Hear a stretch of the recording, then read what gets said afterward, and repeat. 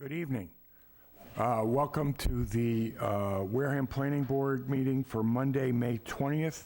I'm calling the meeting to order at 6 p.m. The meeting is being held in room 502 of the Multi-Service Center and being 520, thank you, of the Multi-Service Center, and is being broadcast by WCTV over Zoom and cable access. Thank you. I'm going to take a roll call, starting with Ms. Gleason. Here. Here. Can we, for the record, could you state your name and say here? Jane Gleason, here. Mike Baptiste here. And Carl Schultz is present. We have a quorum, so we can begin the official meeting. I will note that Mr. King is traveling on business again and will not be with us. For the folks in the audience, the first item on the agenda tonight is an executive session, which I had announced last week. Please know the executive session is a closed meeting, so I'm going to have to ask you to leave the room and wait for us to reconvene. At this time, I would like a motion to move to executive session. So moved. Second. Please state your name because of, Sam Carter, so moved. Mike Baptiste, second. okay, for a roll call vote, please.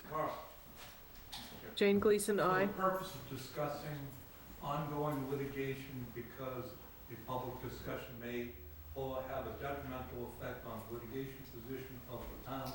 So moved. Seconded. Okay, So moved. Second. thank you. Ken gave me the cheat sheet, but I didn't read it closely enough. So Ken was on top of it, I failed. So the motion states the reason for the executive session as stated by Attorney Bowen. We're going to take a roll call vote.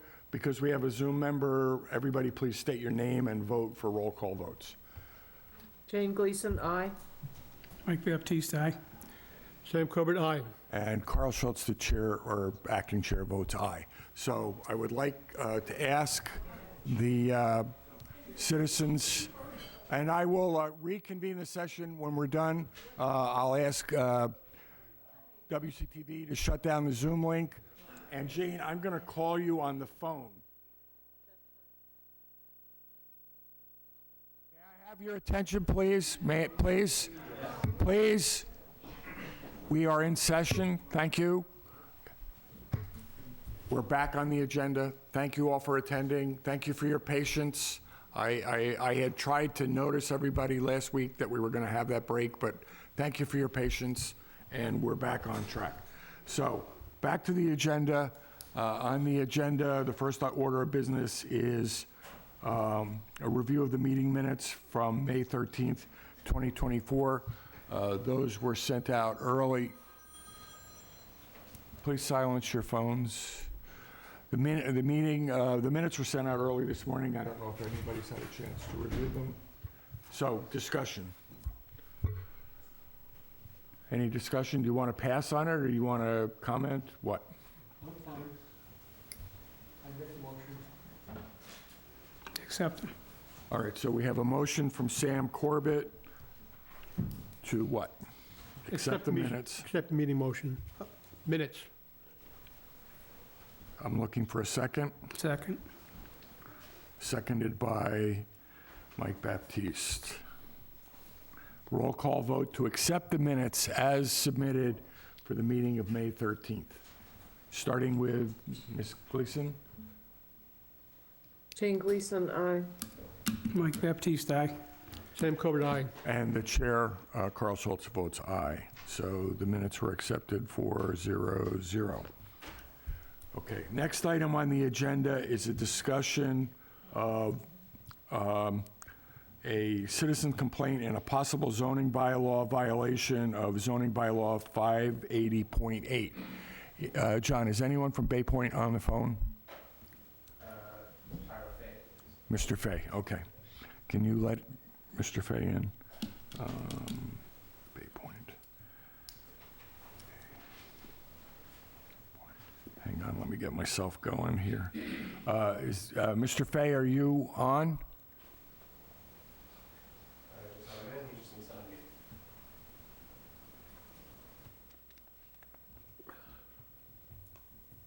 All right, we'll continue, assuming he can hear. At our last meeting, there was a discussion, prior to our discussion of the release of funds under the tripartite agreement for Phase 2, there was the discussion of a potential zoning violation of zoning bylaw 580.8. And there was a citizen's complaint. There was some evidence submitted, which I believe Mr. Fay has had a chance to see.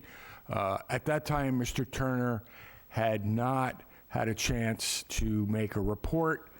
At this time, we do have an email from Mr. Turner dated last week. However, Mr. Turner did not make a finding that there was a violation of the zoning bylaw.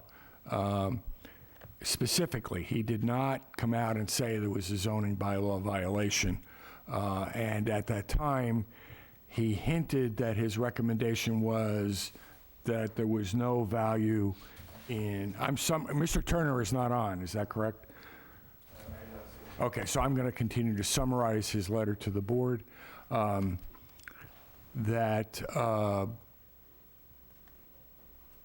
he didn't recommend action, but did say if the board wanted to take action, that we should then refer it back to him.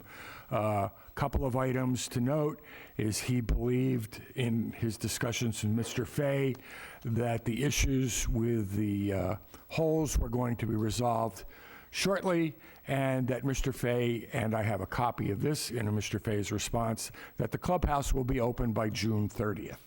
So based on those items entered into fact,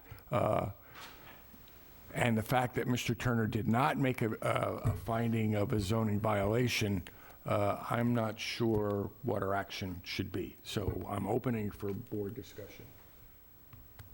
So we're going to give him get out of jail card? I just reported what happened. Mr. Schultz, am I audible at this point? You are now. Welcome, Mr. Fay. Well, thank you.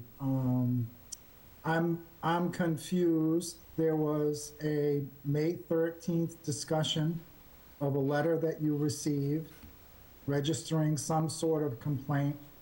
I saw today a letter that was posted on the website dated yesterday, May 19th.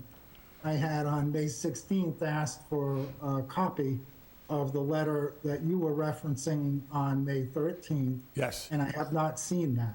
The planning office was requested to forward that information to you, and I did see a subsequent request by you. So that you are entitled to that item. But I have not seen it. Okay. So we need to get that to you. Let's hold on that, because if we're not going to take any action, yes, you're going to get that. You should get that letter, but I don't know that what action we're going to take at the moment. So I agree. You're entitled to that. So with respect to Mr. Baptiste's comment on a get out of jail free card. I'm not going to get into a debate. Please, Mr. Baptiste made his comment. Let's not get into a debate. At hand is I'm looking for a discussion from the board about how we want to act. First of all, the planning board is not the zoning enforcement agency. Mr. Turner is the zoning enforcement officer, and it's up to him to enforce zoning violations, bylaw violations. All we can do is request that he act, and at this point, he left it open. I'm looking at Ken to continue to nod that I'm saying the correct things. But the way I read it is he wants us to make his decision. No. Well, he wants us to tell him that we want to act. He did not make a finding at this point. So I am open to a board decision. I'm open to a decision which says we'll follow Mr. Turner's recommendation to say that the applicant is making concerted efforts to bring the golf course up to speed and that the clubhouse will be open by June 30th, and we can wait until that time, or we could push back. How can we make a decision till after June 30th, given 2 years of history? Mr. Corbett, I'd like to address that, if possible, Mr. Schultz. One moment. I started it, sure. Okay, thank you. Go ahead, Mr. Fay. The 2 years of history, Mr. Corbett, I do not understand that. We are in the process of growing grass. We have not been able to do that over the winter. The golf course will be open the Memorial Day weekend, 18 holes. The clubhouse, pending inspections, approvals, hurdles that we continually bump into, will be open at the earliest possible moment.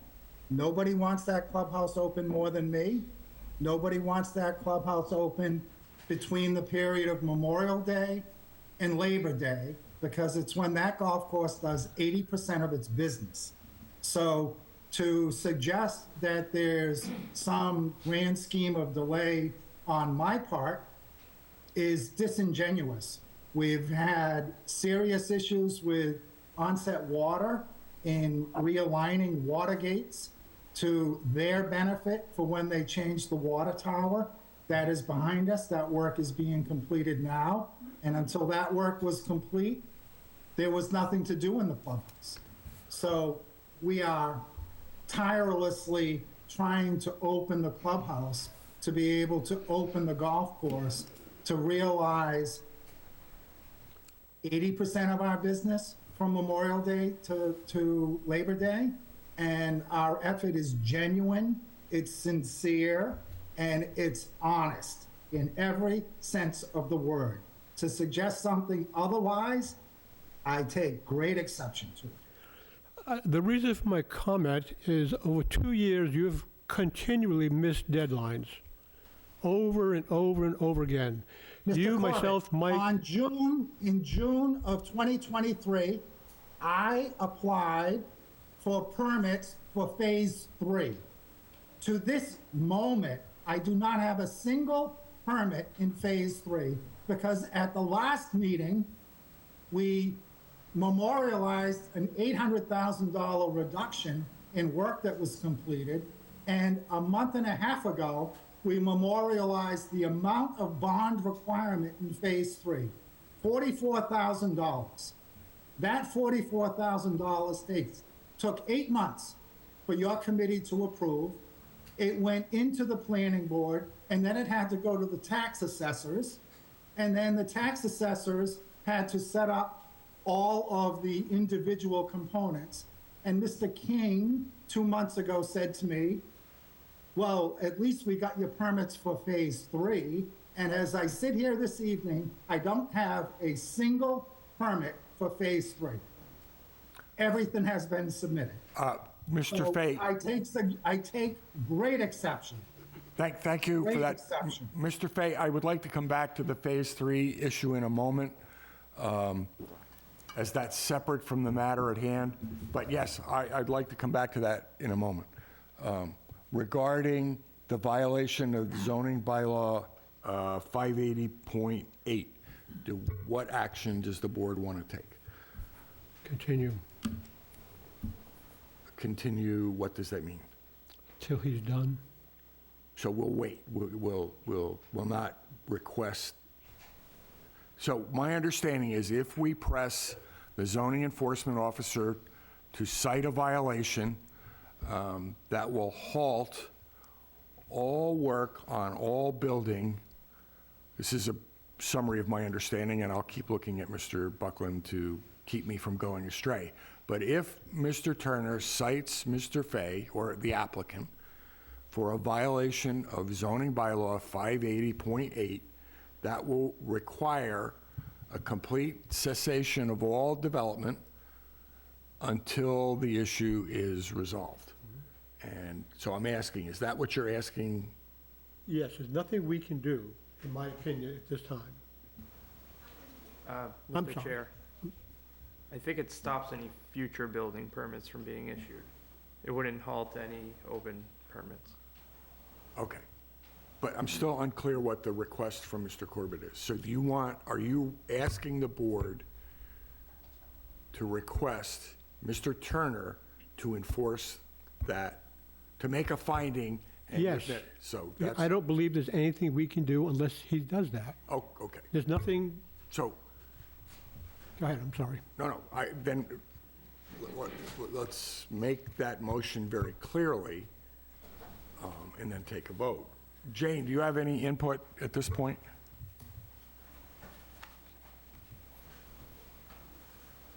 Not anything further. Mr. Baptiste? I'm waiting for Sam to make the motion. Okay, so let's be very clear on your motion. I make a motion that we take no action until Mr. Turner has made a final decision. Okay, and that's the problem, because he's not going to take any action unless we request him to. Okay, I change my motion. We need to, the motion needs to be that we're going to formally request him to enforce Bylaw. the bylaw. So moved. That's your motion. Yep. So we have a motion on the table that the planning board will issue a request to the zoning enforcement officer to make a finding and enforce, as necessary, zoning bylaw 580.8. That's a Second. motion.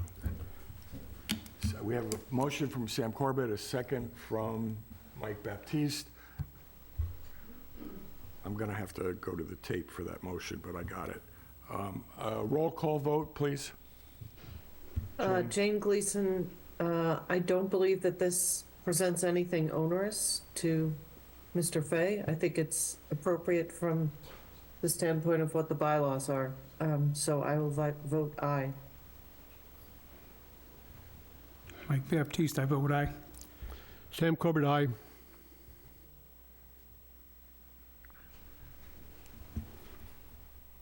And the chair is going to vote nay.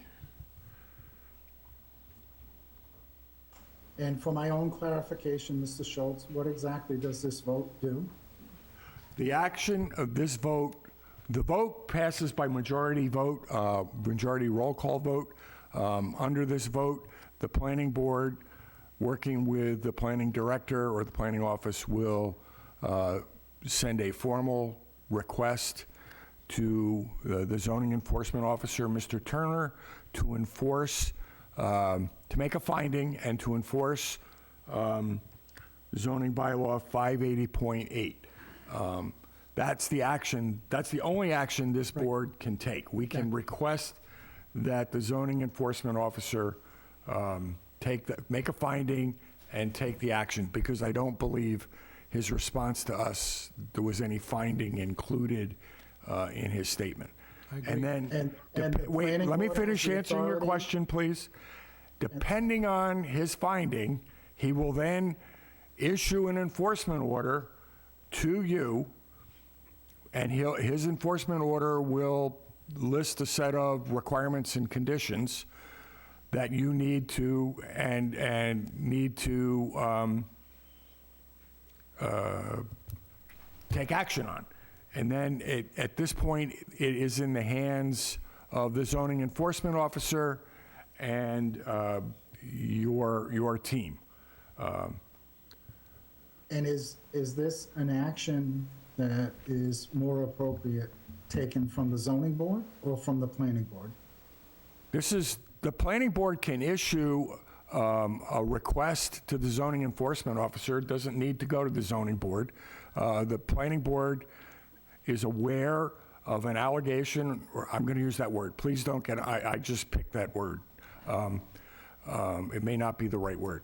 Of a violation of the zoning bylaw, and And what is that violation, Mr. Schultz? that you're not, I don't have the language of the bylaw in front of me, but in effect, that you're required to continuously maintain and operate a 70 par golf course. a 70 par golf course, and that you have not done so for some period of time.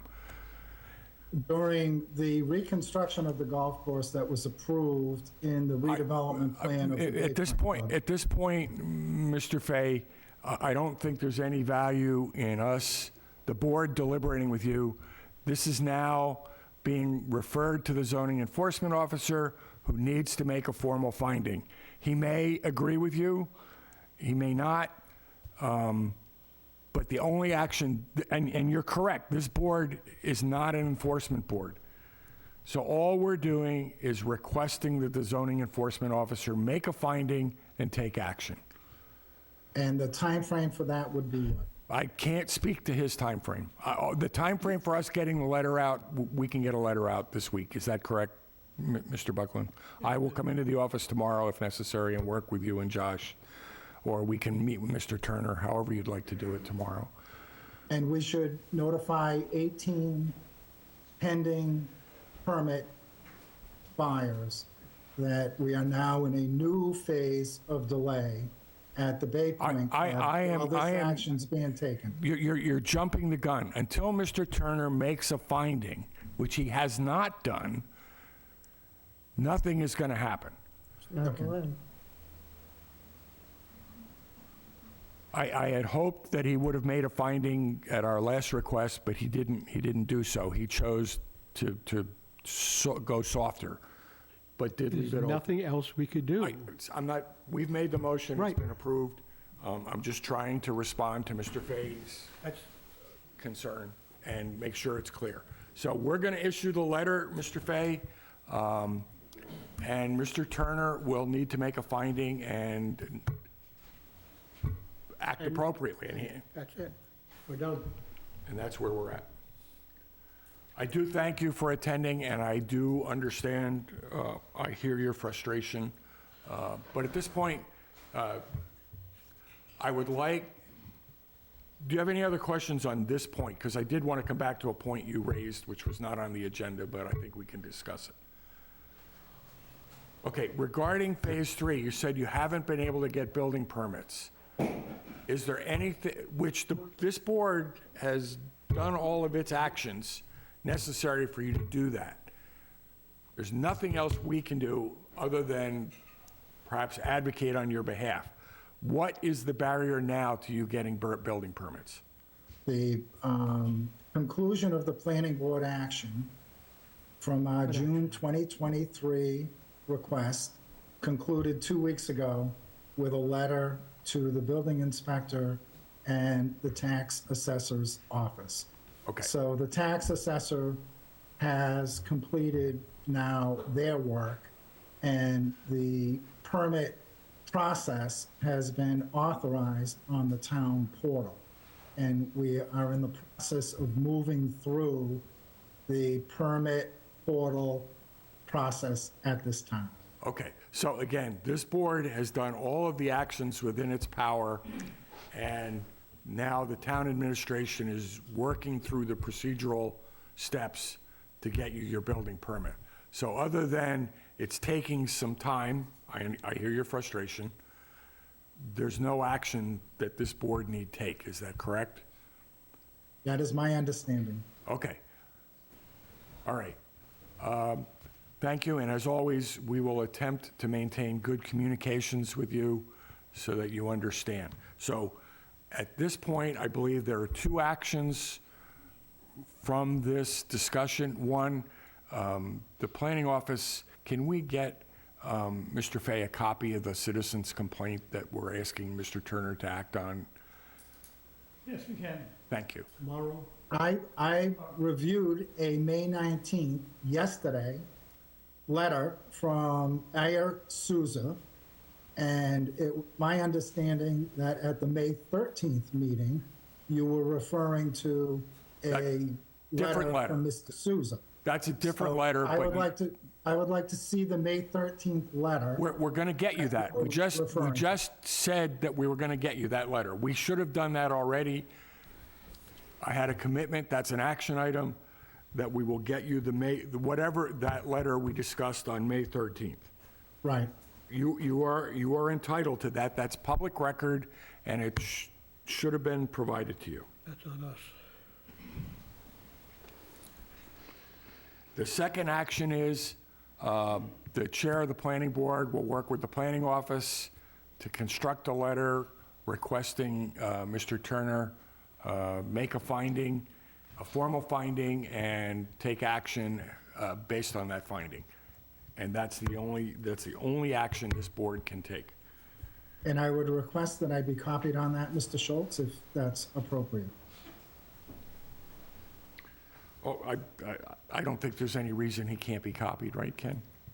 That's all public record. That's why we're doing this. I wanted to do this in a public forum so the citizens who are raising their concerns can hear the process, that you can be heard, the board's concerns are heard. That's why I think it's good that we're doing this in an open meeting. Mr. Schultz, if I may, understanding that the building commissioner has a very large role, maybe it'd be appropriate for the planning board to assist in his investigation by asking Mr. Fay what the status of the golf course is right now. It's not, One moment. Thank you. I'll hold on there. I'm just trying to get a note of our action. Zoning enforcement officer. I now have the duty of taking minutes as well. unfortunate duty. Okay, so I'm sorry, Mr. Figueroa. Yeah, I'll rephrase my thought. The question is the applicant maintaining a 70 or 72 par golf course? I think you have Mr. Fay on the line. Why not ask him the status of the golf course? Okay. Thank you. Mr. Fay, if you could, and I do have the copy of your exchange with Mr. Turner, but could you summarize, as of this date, the status of the 70-hole golf course? This date, not your plans today. So first, may I ask who I am responding to that is asking that question? I cannot That see was that Josh Faraday, who is the land use officer for the town. Okay. Like, Commissioner, what is your Land use coordinator. land use coordinator for the town? Okay. So right now, we are in does anyone have a sense of golf operations and what it takes to construct a golf hole with respect to anyone on the board? And that's a serious question. I want to. But before we get I want into to our, respond before we get into our appropriately. qualifications, can you answer the question, just what is the status of the golf course today with respect to the requirement to maintain a par 70? And if you want, I'll dig up the bylaw and read the regulations, but what is the status today? Today, the golf course played 18 holes. That said, we are in the process of heavy top dressing newly construction holes so that we can deep seed in time at the end of this week the holes that are new, because they need additional attention, care, and construction, with the expectation that the 18 holes will be open by Memorial Day weekend. Okay. That is our goal and our objective. So, thank you. The answer then is the question, as of today, you are in wait. Today, if I may, the members played 18 holes of golf. Tomorrow, while we are doing this heavy sanding, deep time seeding, we will have certain holes closed for maintenance, and it is our expectation that by Memorial Day weekend, that 18 holes will be open and will continue then to be open on into the future. So again, I'm going to try and summarize your answer. Your answer is that as of today, there's 18 holes are operational, and that periodically, holes will be closed for maintenance. Yes, said differently. But yes, tomorrow, 18 holes were played today, and they were played over the weekend. Tomorrow, 3 holes will be closed so we can do deep maintenance to them with the expectation that by Memorial Day weekend, 18 holes will be open on a continuing basis. Thank you. That's a very clear summary. So, Mr. Farady, does that answer your question? No, I don't think so. Can we end this? Okay, so I don't see any value in continuing. Exactly. We've discussed the issue, the matter. Happy to further clarify for Mr. Faraday if you didn't think that answer was clear. I don't think we need to do that. Was not on the agenda. It was an extension.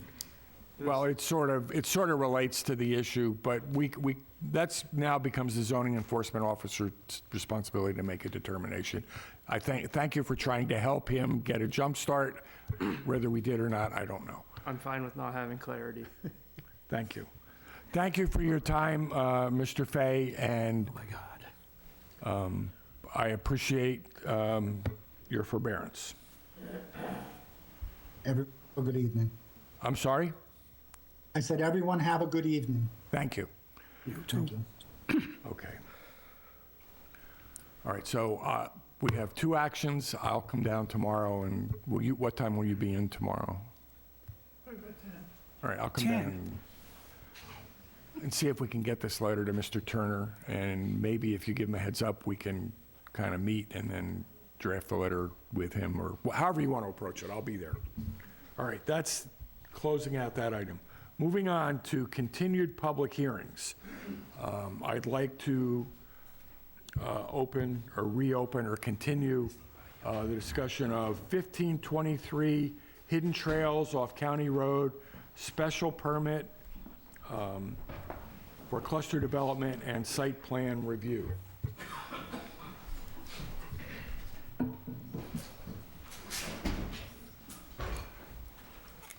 And again, as a favor to me, who's going to have to summarize this, when you speak, could you first state your name, spell your name, and because believe me, I know who you guys are, but there were some people last week who I couldn't figure out who they were. They muttered. So just name, spell your name, roll, and then we'll go forward. Thank you. That will just help me prepare the minutes. Thank you, Mr. Chair. I have a feeling that request might have been directed towards me. No, Peter no, Teitelbaum. I'm the attorney for the applicant, and my last name is spelled T-E-I-T-E-L-B-A-U-M. Yes. And for a little lesson in German, E-I in German is I. Thank you. And also, just so you're aware, given that my name is always spelled wrong, I'm very, very attuned to spelling people's names correctly. So I appreciate that. Thank you. So do you want to make any opening remarks, Mr. Teitelbaum? Good evening, Brad Bertolo, JC Engineering, Bradley, B-R-A-D-L-E-Y, Bertolo, B-E-R-T-O-L-O. Thank you. All right, Mr. Chairman, John Churchill, J-O-H-N-C-H-U-R-C-H-I-L-L. Okay. So do we have comments, remarks? We do. I just want to give sort of an opening summary, if that's okay. Please. I'm trying not to introduce any really new information here. Basically, we submitted a Form C, a special permit under the bylaw in September. First public hearing was in October. We've conducted a couple site meetings out in the field. We've also went through the review process with Alan Major, Phil Cadero from that, which I believe he's actually in the audience. We've submitted a special permit application, as I just said, with the drainage analysis, as well as supporting information in there, and a complete application with the checklist for the site plan review, as well as the Form C subdivision, which had a waiver, which was basically fire alarms, which now went away since you renewed your, or reviewed and updated your subdivision rules and regulations. That waiver is no longer required, so therefore we have no waivers for our Form C subdivision. Basically, this project was approved in 2010 for this property. It was a subdivision back then, utilizing the entire acreage of the property, and also received $440,000 worth of betterments, which are currently still on this property, just to give you a reality of what this property was or is. We looked at it, and I said, this is a screaming cluster subdivision, so basically under a Form C, the cluster trigger or special permit trigger is a cluster, so with smaller lot sizes. So we're utilizing the small lot sizes to maintain or be able to get the same number of lots while we are giving the basically open space of 115 acres of in perpetuity of open space. I will remind the board, I live 500 feet from this property, so it's in my backyard. And this is what I would like to see as a project in this. We've been approached. I've heard large developers looking at this property, and I'm not looking for that behind my house. What I'm looking for is a win-win situation, 115 acres open space in perpetuity, and provide housing in a desperately needed housing market. And as I said before, my kids, I've lived in Wareham for 36 years. I grew up in Wareham school systems. My kids, my wife's kids, were looking for housing for our kids, housing for our generation and the kids below us. I see it all the time, that people don't have places. My kids, I wouldn't even know where they'd be able to start or be able to buy a house. So we're looking to do not the term affordable housing. We're looking to build houses that are affordable for the working class family is what we're looking to build. So that's basically what we're looking to do. I've seen all the public comments, so I'd like to basically just turn that over to the public comment and hopefully not listen to the same stuff we've been listening to. But the project hasn't changed since March 20th is the date of the plans. I'd like to, through you, Mr. Chair, even suggest that Mr. Cordero weigh in on this, since we've had a lot of back and forth since this board hired him as their consultant to show that we've met all the subdivision rules and regulations, we've met the zoning bylaw, and I believe we have a conditional, a project that is approvable with conditions, and Mr. Cordero reviewed this very thoroughly. We did a thorough job in also in developing our plan set. So through you, Mr. Chairman, if we could ask Mr. Cordero just to say whether he agrees or disagrees, just for the record, because I would love to wrap this public hearing up tonight. So. Thank you. One moment, before we speak to Mr. Cordero, do any of the board members have a question for the applicant directly, or are we ready to hear just questions from Mr. Cordero? Well, same question I ask all the time. Have you guys defined the right-of-ways of any of the ancient roads in there? I've asked that question before, I never got an answer. Yeah, as you know, then there's old roads that do go through there. We lined our right-of-way up with that old road, so that old road now will become a travelable way, as well as those telephone poles that are out there that service the bottom of Squirrel Island Road. We are going to make a reliable electrical service, because one tree down out there, they get their service on Squirrel Island Road. They get it through Wishbone, over to Mackey, through this property to Squirrel Island. So there is a road that goes through, which, as I said before, that old road is only to the Whitehead. It was only from Squirrel Island Road to the Whitehead. In that deed, it says access is from Squirrel Island Road to the Whitehead property. We've also looked into the neighbors' deeds, and they do not have rights to go over that road. I can tell you, I'm a land surveyor. I've looked extensively. I'll defer to Brad as well. So they do not. There is, however, just in case, Walcott does have, and that's why there is an easement on the plan, Mr. Cordero can attest to it, that from the Walcott property to get to their property across, because there's a little 40-foot, 50-foot strip, because they actually conveyed property to the developer prior to this project. In doing that, they severed their property. So there is now a continuation through an easement from their property, so the Walcotts can go across that. That's the only easement on all that property out there, John? That's the only easement, because the right-of-way lines up with the old right-of-way, with that old dirt road. So, and then other than that, in the open space, I mean, there could potentially be, I don't see any more roads other than the one that goes from Squirrel Island Road to County Road. Other than that road, there's no other roads on this property. There's no other travelable way, because the Whiteheads for 40 years basically took dirt out of there. They were the only ones on that property. No one else used that property besides Whitehead. They used the rail line, and they used the end of Squirrel Island Road for access. No one went out to County Road. The only would be Pennington and Walcott, as you know. And in their deeds, Walcott has rights to go over Pennington's property. And that's where that's that intersection, if you will. There's like a little, what do you call a little point, if you will, and there's an easement there. And so what we did in that location is we made an easement to make sure that people still have that right, specifically Walcott, to go to his other property, which are basically 3 cranberry bogs. So we looked very in-depth in that. And we're not looking to take rights away from anybody. And as I said, the open space, I want to be able to control and grant to people that live in that area, because a lot of people are using that open space. They are using that now. Depending on who you are, you may get granted the right or a license, an annual license like White Island Pond does, to utilize that, as long as it's consistent with the neighbors. So it's going to be run, the association is going to be run by myself. Thank you.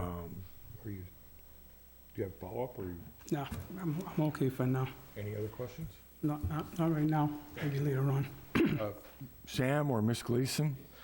None of the applicants this time. Jane? No. No questions at this time. Okay. No. Mr. Cordero, can you come before the board and respond to some questions? Yes, of course. Good evening. For the record, Phil Cordero from Allen and Major Associates, Cordeiro. Thank you.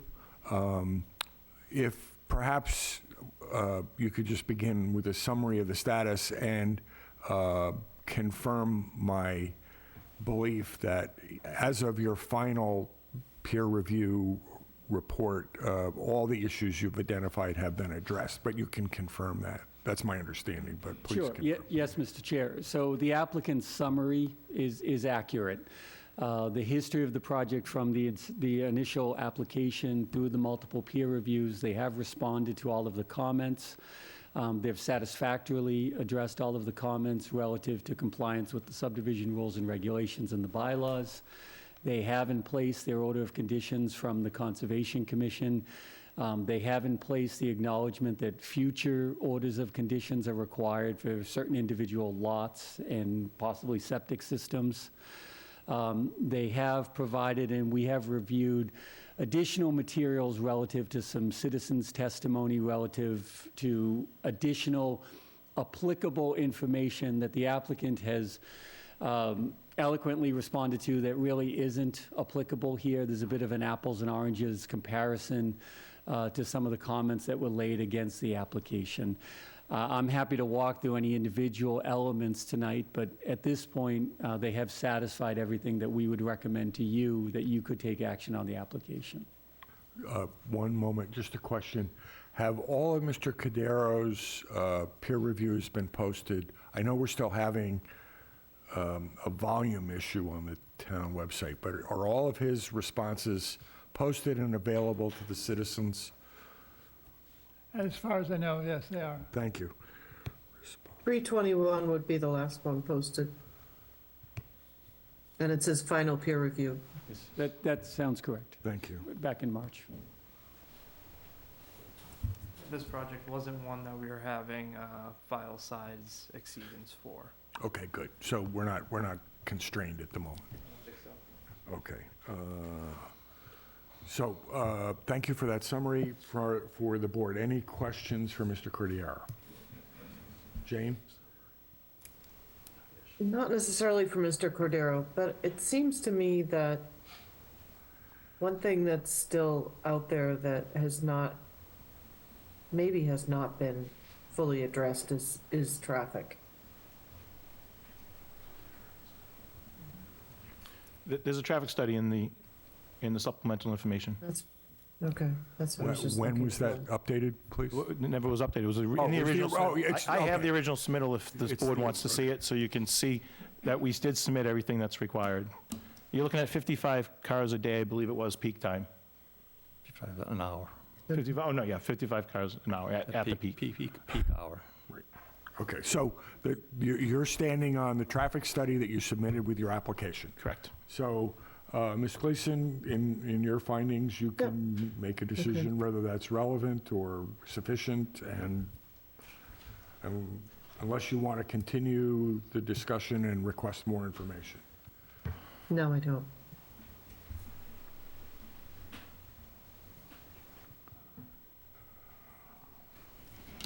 Hang on, I'm just taking notes.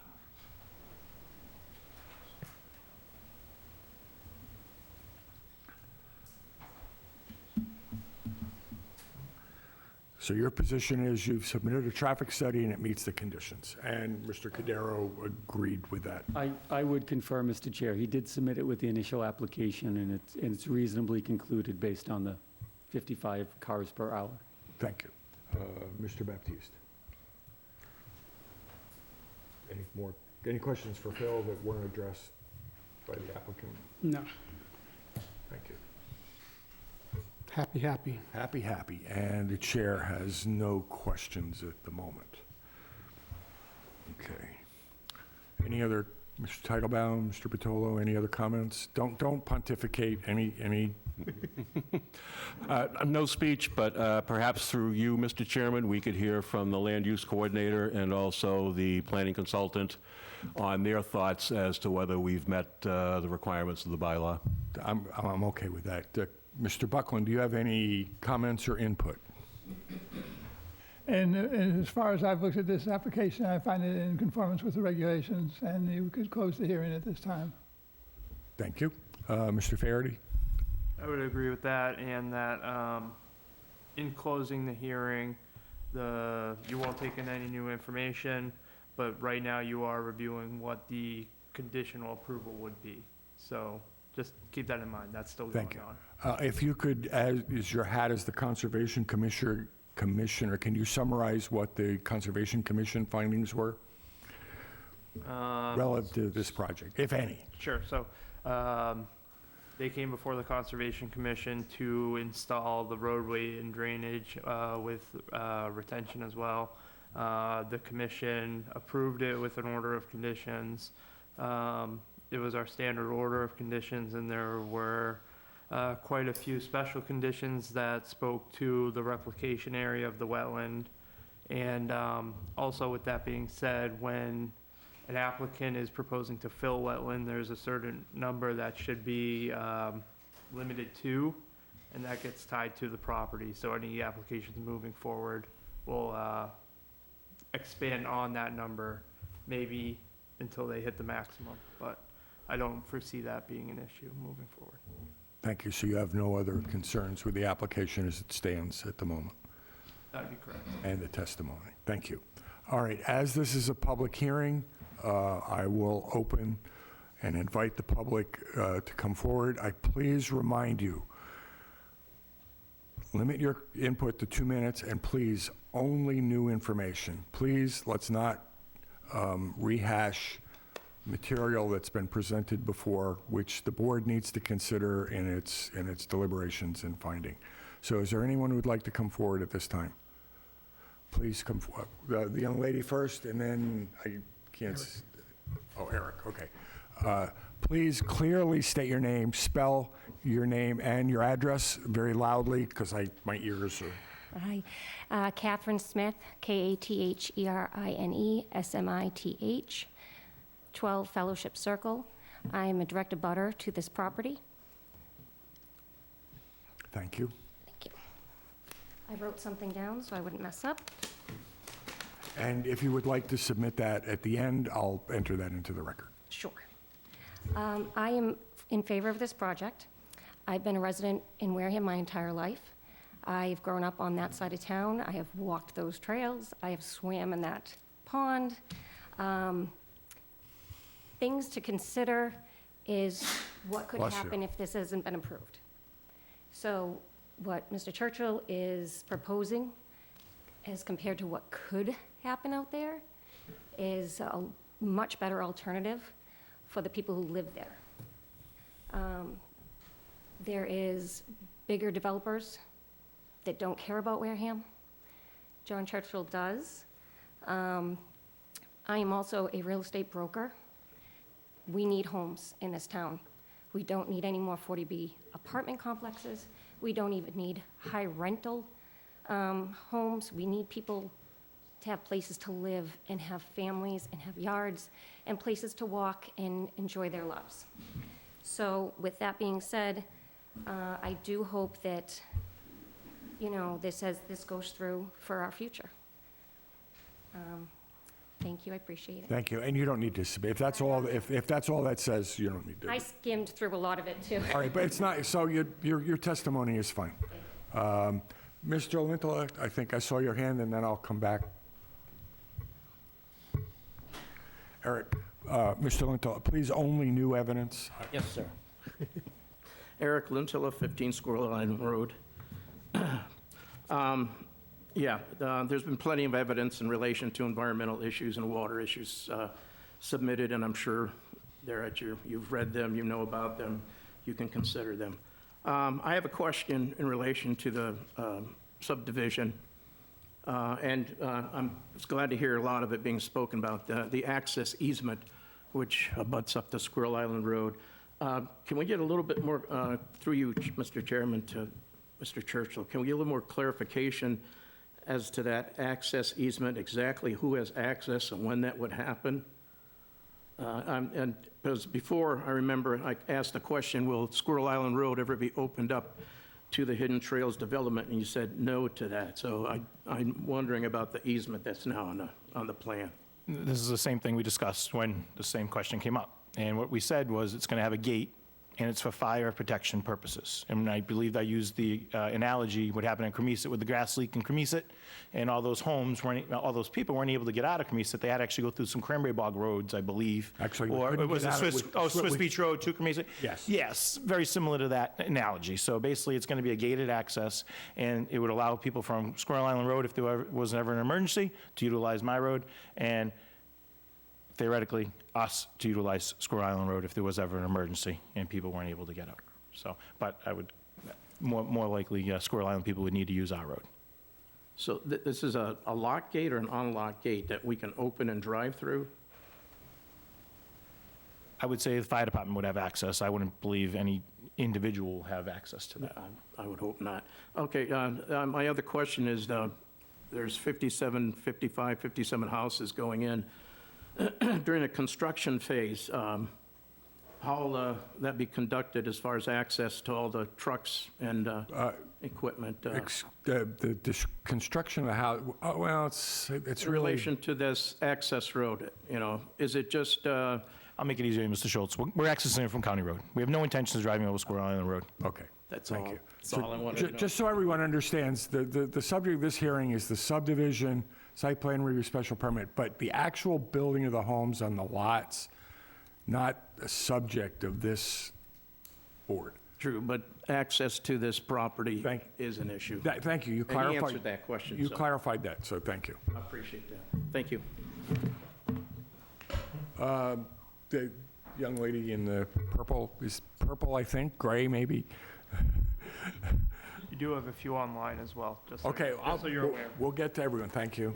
Please state and spell your name and your address. Good evening. My name is Kristen Daggett, D-A-G-G-E-T-T. My address is 10 Autumn Drive, West Wareham. I am a direct abutter. My land actually abuts Mackey Way and Autumn Drive. So I am speaking on behalf of the applicant. I've been a resident there for 20 years. I built my house 20 years ago. And I wanted to address the fact that the land will eventually be developed, and you have a very responsible developer here who has submitted a site plan and has met all of your requirements.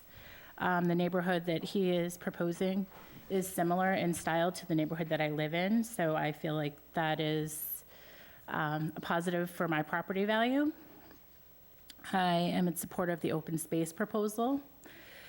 And Mr. Churchill is also a responsible neighbor and a citizen. I would prefer for him to have the opportunity to build this development versus someone from a very large company coming from outside who doesn't really care so much about Wareham and our land and property and the town. As you were speaking about traffic, I travel County Road every day, and I was almost run off the road by a very large truck today, so I'm not really concerned about some additional residential traffic. I'd be happy to see a neighborhood with families nearby, as the families in our neighborhood are mostly growing up and moving on, so it would make me happy to see a neighborhood with young families to be able to move into the area. Thank you very much. Thank you. I'll continue to take testimony in the room, and then I'll go to the, someone in the back has their hand up. Oh, Ms. Hayes.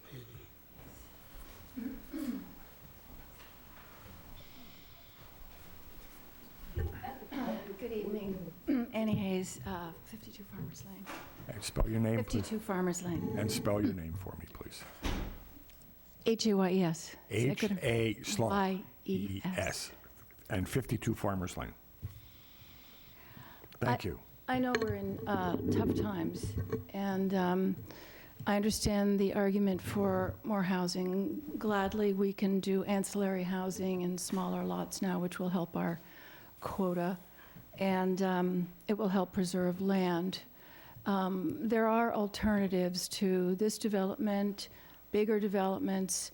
Mr. Corbett spoke to the fact that the town should have purchased this land. I have heard of people who are interested in purchasing this land. I don't have any specific proposals.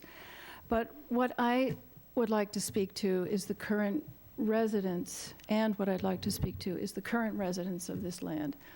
The wildlife, the animals that are really the stewards of the forest, the living trees, all the plants that filter the aquifer. And I know I get slapped for saying aquifer more than once, but I'm going to say it over and over again, because I feel, despite hearing in the corridor Mr. Teitelbaum say that I, who had signed the appeal, have no standing, and I think all residents of our planet have standing.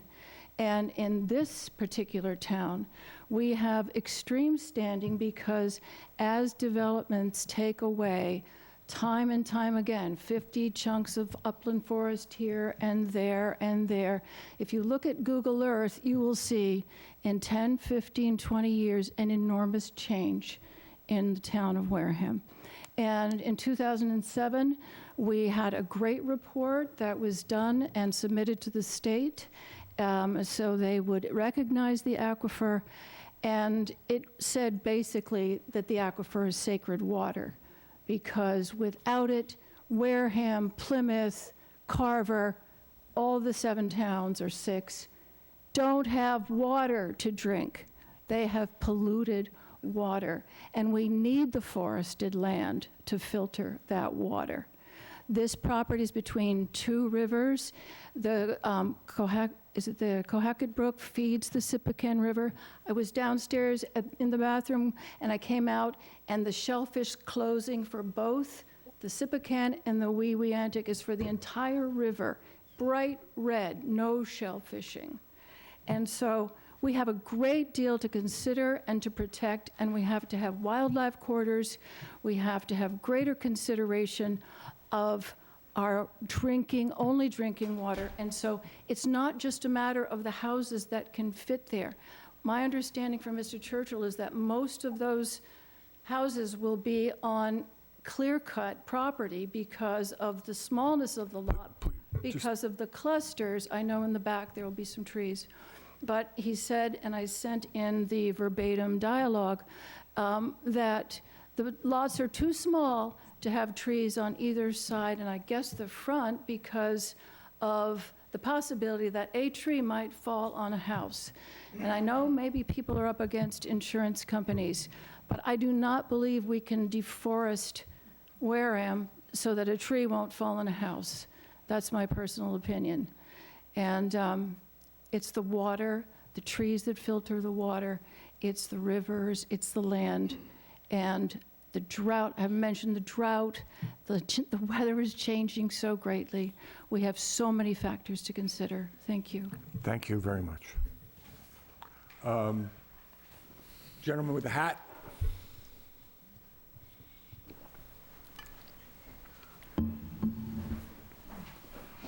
Good evening, Robert Santoro, Santoro, 3 Churchill Ave. Santoro. Yep, just like the pizza place. Oh, okay. And 50, what was the address? 3 Churchill Ave. 3 Churchill. I know. Thank you. I just wanted to state for the record, as a individual who was born in this town, raised, went to school here, have lived here almost all my life except for a couple years. I believe that, to back up Mr. Smith's comments, that we do have a lack of housing in this town. I have family members, sisters, cousins, everyone who looks for houses in this town. They can't get them. As soon as something comes on the market, it's gone. It's gone within seconds. So I believe in this project.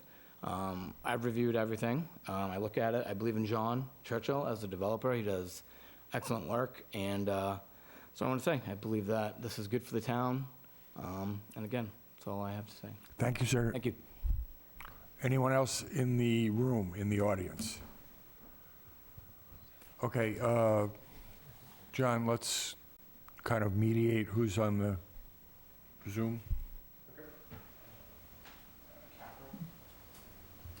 Catherine Harrell? Hi, can you hear me? Yes. My name is Catherine Harrelson. I am a member of Community Land and Water Coalition. Can you please spell your name? Yep, Katherine. Harrelson. And your address, please? Community Land and Water Coalition is a Plymouth-based nonprofit organization. So you're not a resident of Wareham, is that correct? Correct. Yes, that's correct. I'm a former resident, former summer You're resident. not currently a resident of Wareham, is that correct? That's correct, yeah. Okay, you're speaking for the Community Land and Water Coalition. Thank you. Yes. Our mission is to protect, preserve, and steward the land and water resources of southeastern Massachusetts. And members of our organization live and reside in Wareham.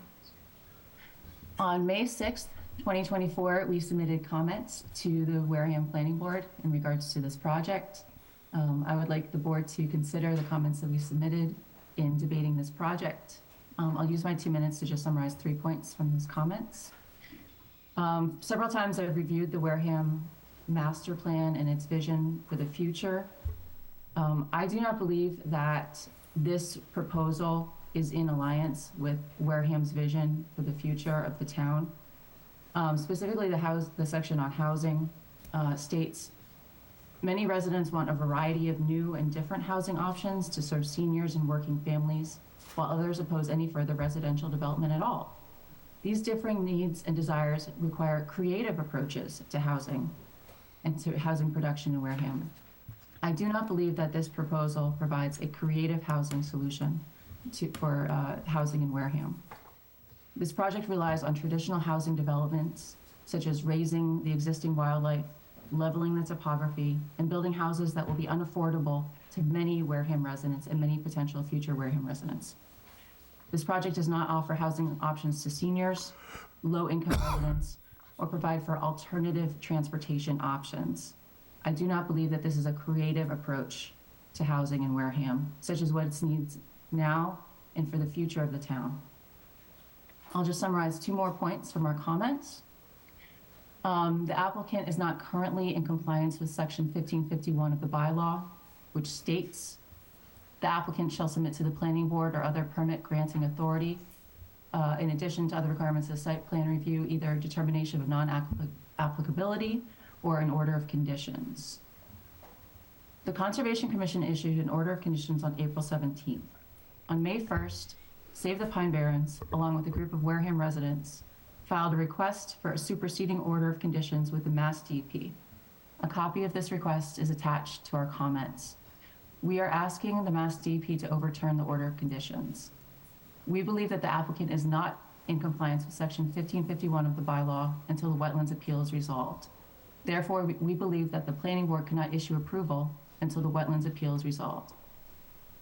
Furthermore, on March 21st, 2024, Community Land and Water Coalition submitted a letter stating deficiencies in the Lightship Phase 1 and Phase 2 report under Chapter 21E. I would like to request 10 minutes on the agenda to have Jonathan Higgins, Principal Earth Scientist with Higgins Environmental Associates, to provide further comments to the board on the Lightship report. And if I may, I'd like to turn the rest of No, my... you have 2 minutes, thank you, and Mr. Higgins can have 2 minutes, although he doesn't have standing. If he has new information to provide, we'll hear it. But at this late stage, I don't know that we're going to, unless the board wants to hear his report. Let him talk.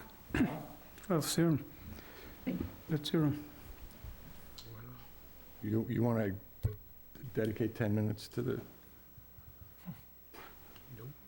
But are you saying that... Okay, so we'll hear Mr. Higgins. And if he has written testimony, please make sure that it's submitted. At this point, the board has not had opportunity to review his testimony, and this is new testimony, but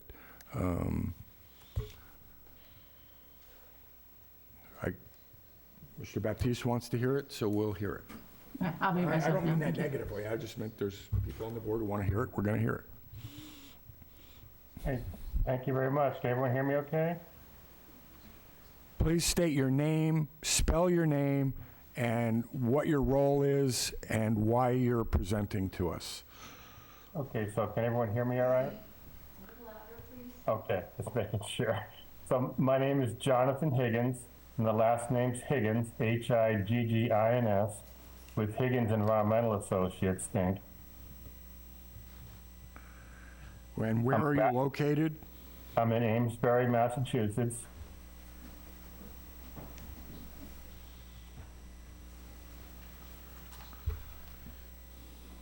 And I was requested by Save the Pine Barrens to review the ASTM Phase 1 and 2 report from February 27th of this year.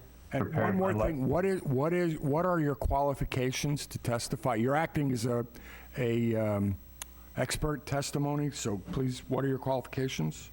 I'm a Massachusetts licensed site professional.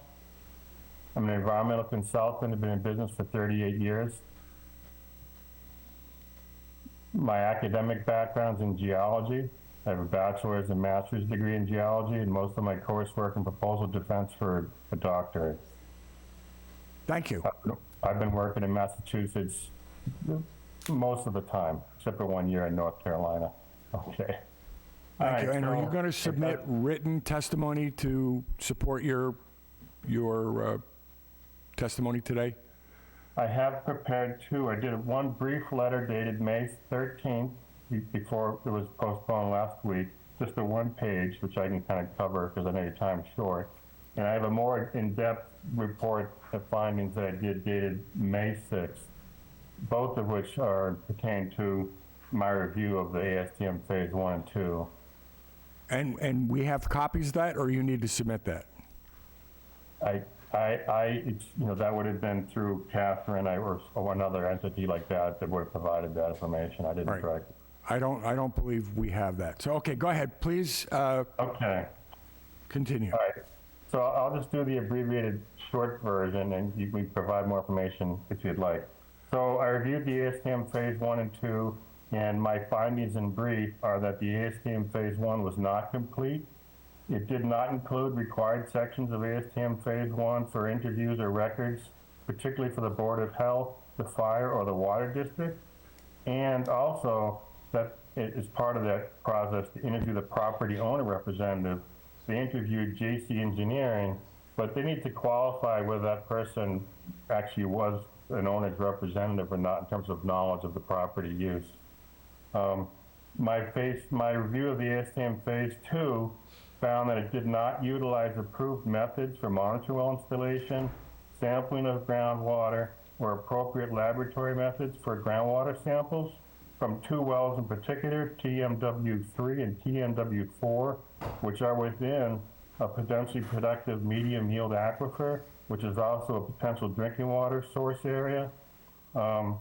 And I also, my findings were that the initial groundwater monitoring results, this is the ASTM Phase 2, for TMW3 and TMW4, these are results that they took place in December of last year, were more likely than not representative of Massachusetts Contingency Plan 120-day reportable concentration exceedances.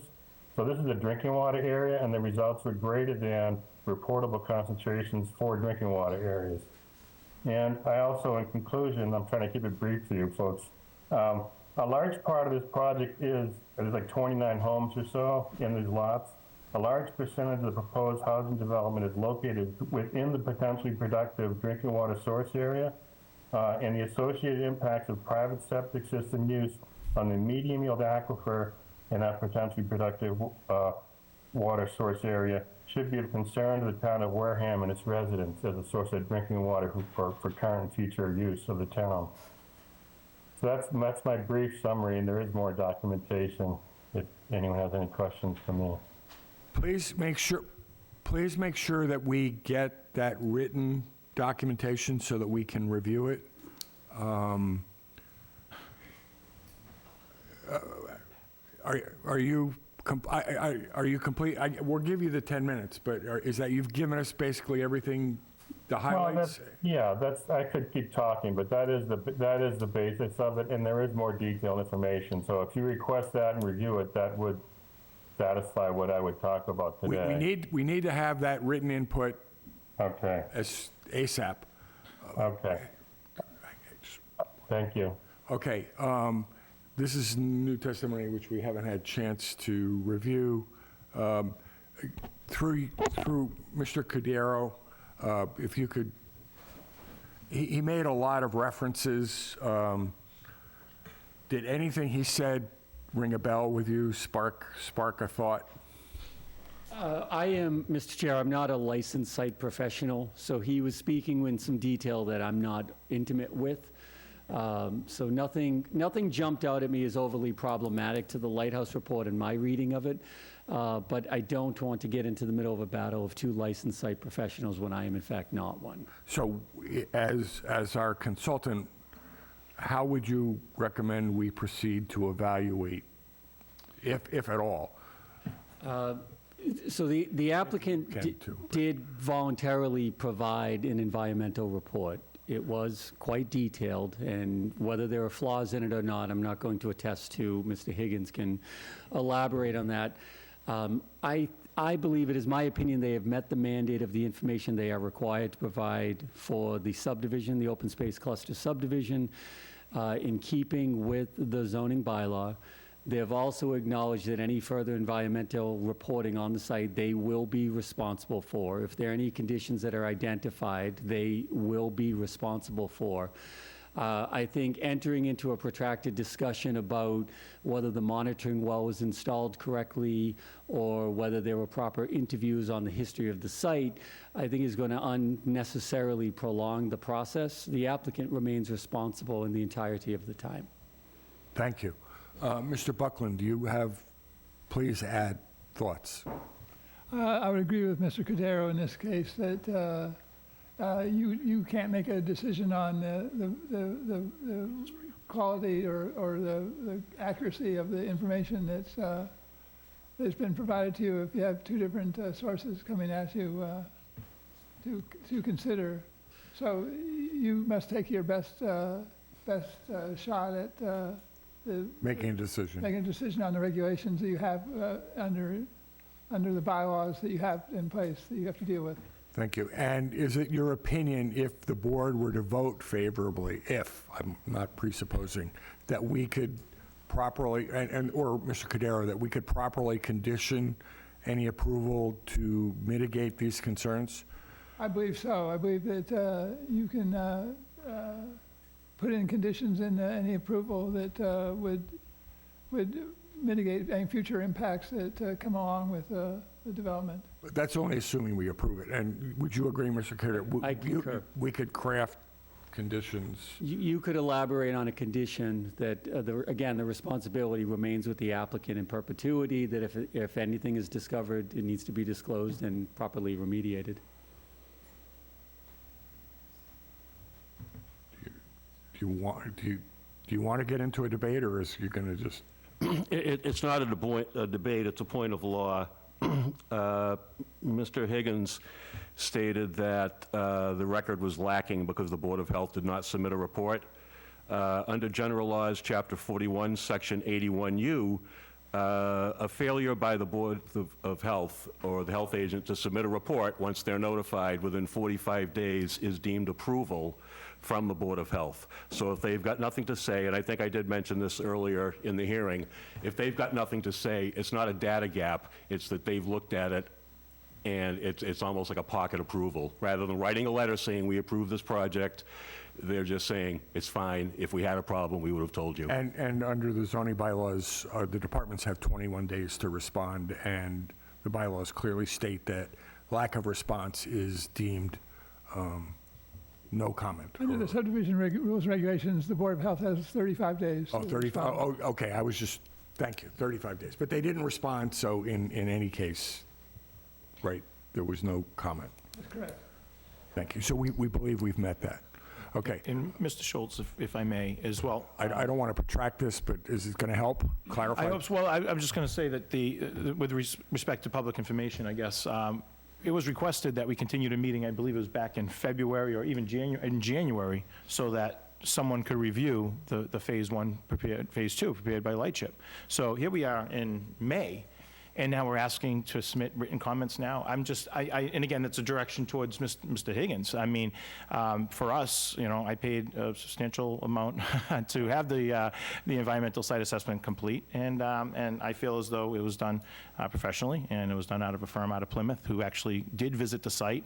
Mr. Higgins hasn't even stepped foot on the site where I would have been notified. So it's hard to make it's hard for someone to be in Ashbury or wherever and talk about a phased site assessment here in Wareham. So just my 2 Thank cents. you. One comment to the Conservation Commissioner, Mr. Farady. I believe there was a mention of an appeal seeking a superseding order of conditions. Are you aware of such an appeal? We were notified. It would be my opinion that there is potentially no standing, but without seeing that from Mass DEP stated, we are in the middle of the appeal.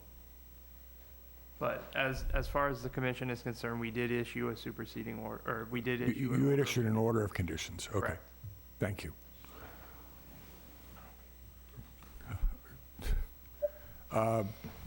Is it important, Peter, or? Well, to that point, it was brought up by the speaker before, Mr. Higgins, that she didn't think we were in compliance with Section 1515, I think it was. 1515. An appeal doesn't mean you're not in compliance. An appeal would just toll actually being able to start the project, and it doesn't have any effect upon your ability to go ahead and issue your own decision and conditions. Thank you. John, other speakers in the ether? You're referring to me, Mr. Higgins? I'm sorry? Oh, no, I think your testimony is done. Is that correct? Well, I mean, I could respond to the... I don't want to get back into back and forth. You made your All right, testimony. all right, no, just offering. Thank you. Thank you.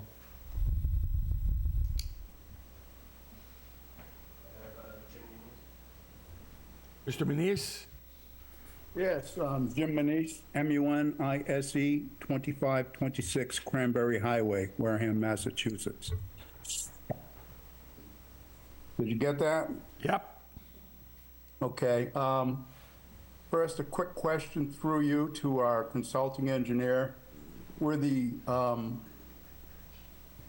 the land with slopes greater than 15% backed out of the buildable lots, which is required under a cluster development?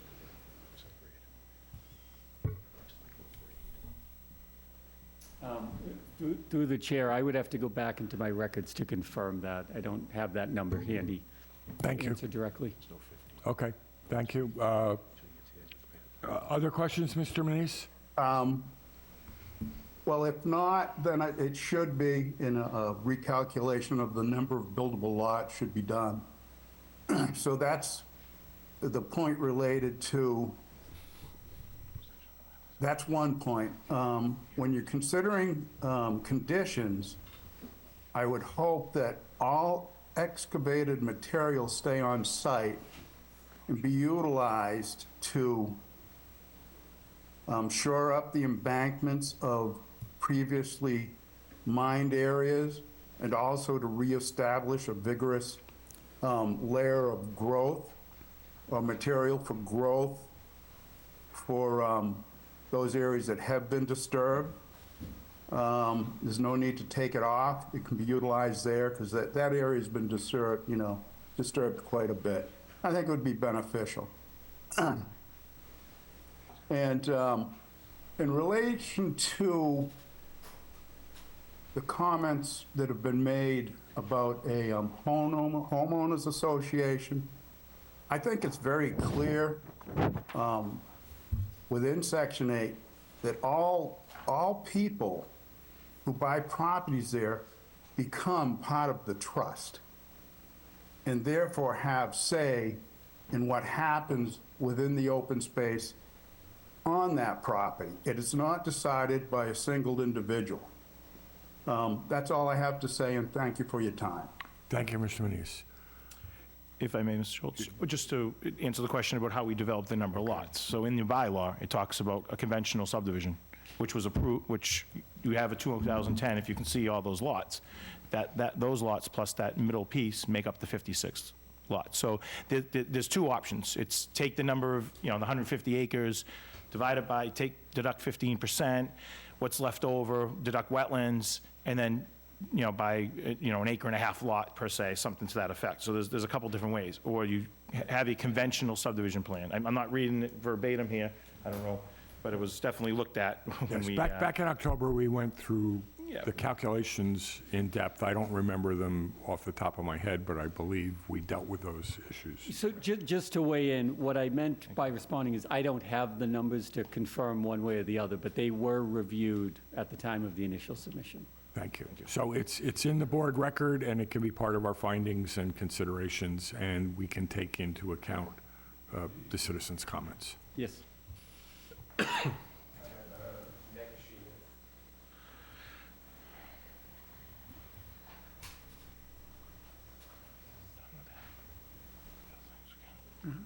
Before you move on with her comments, can I make a brief statement about the last speaker?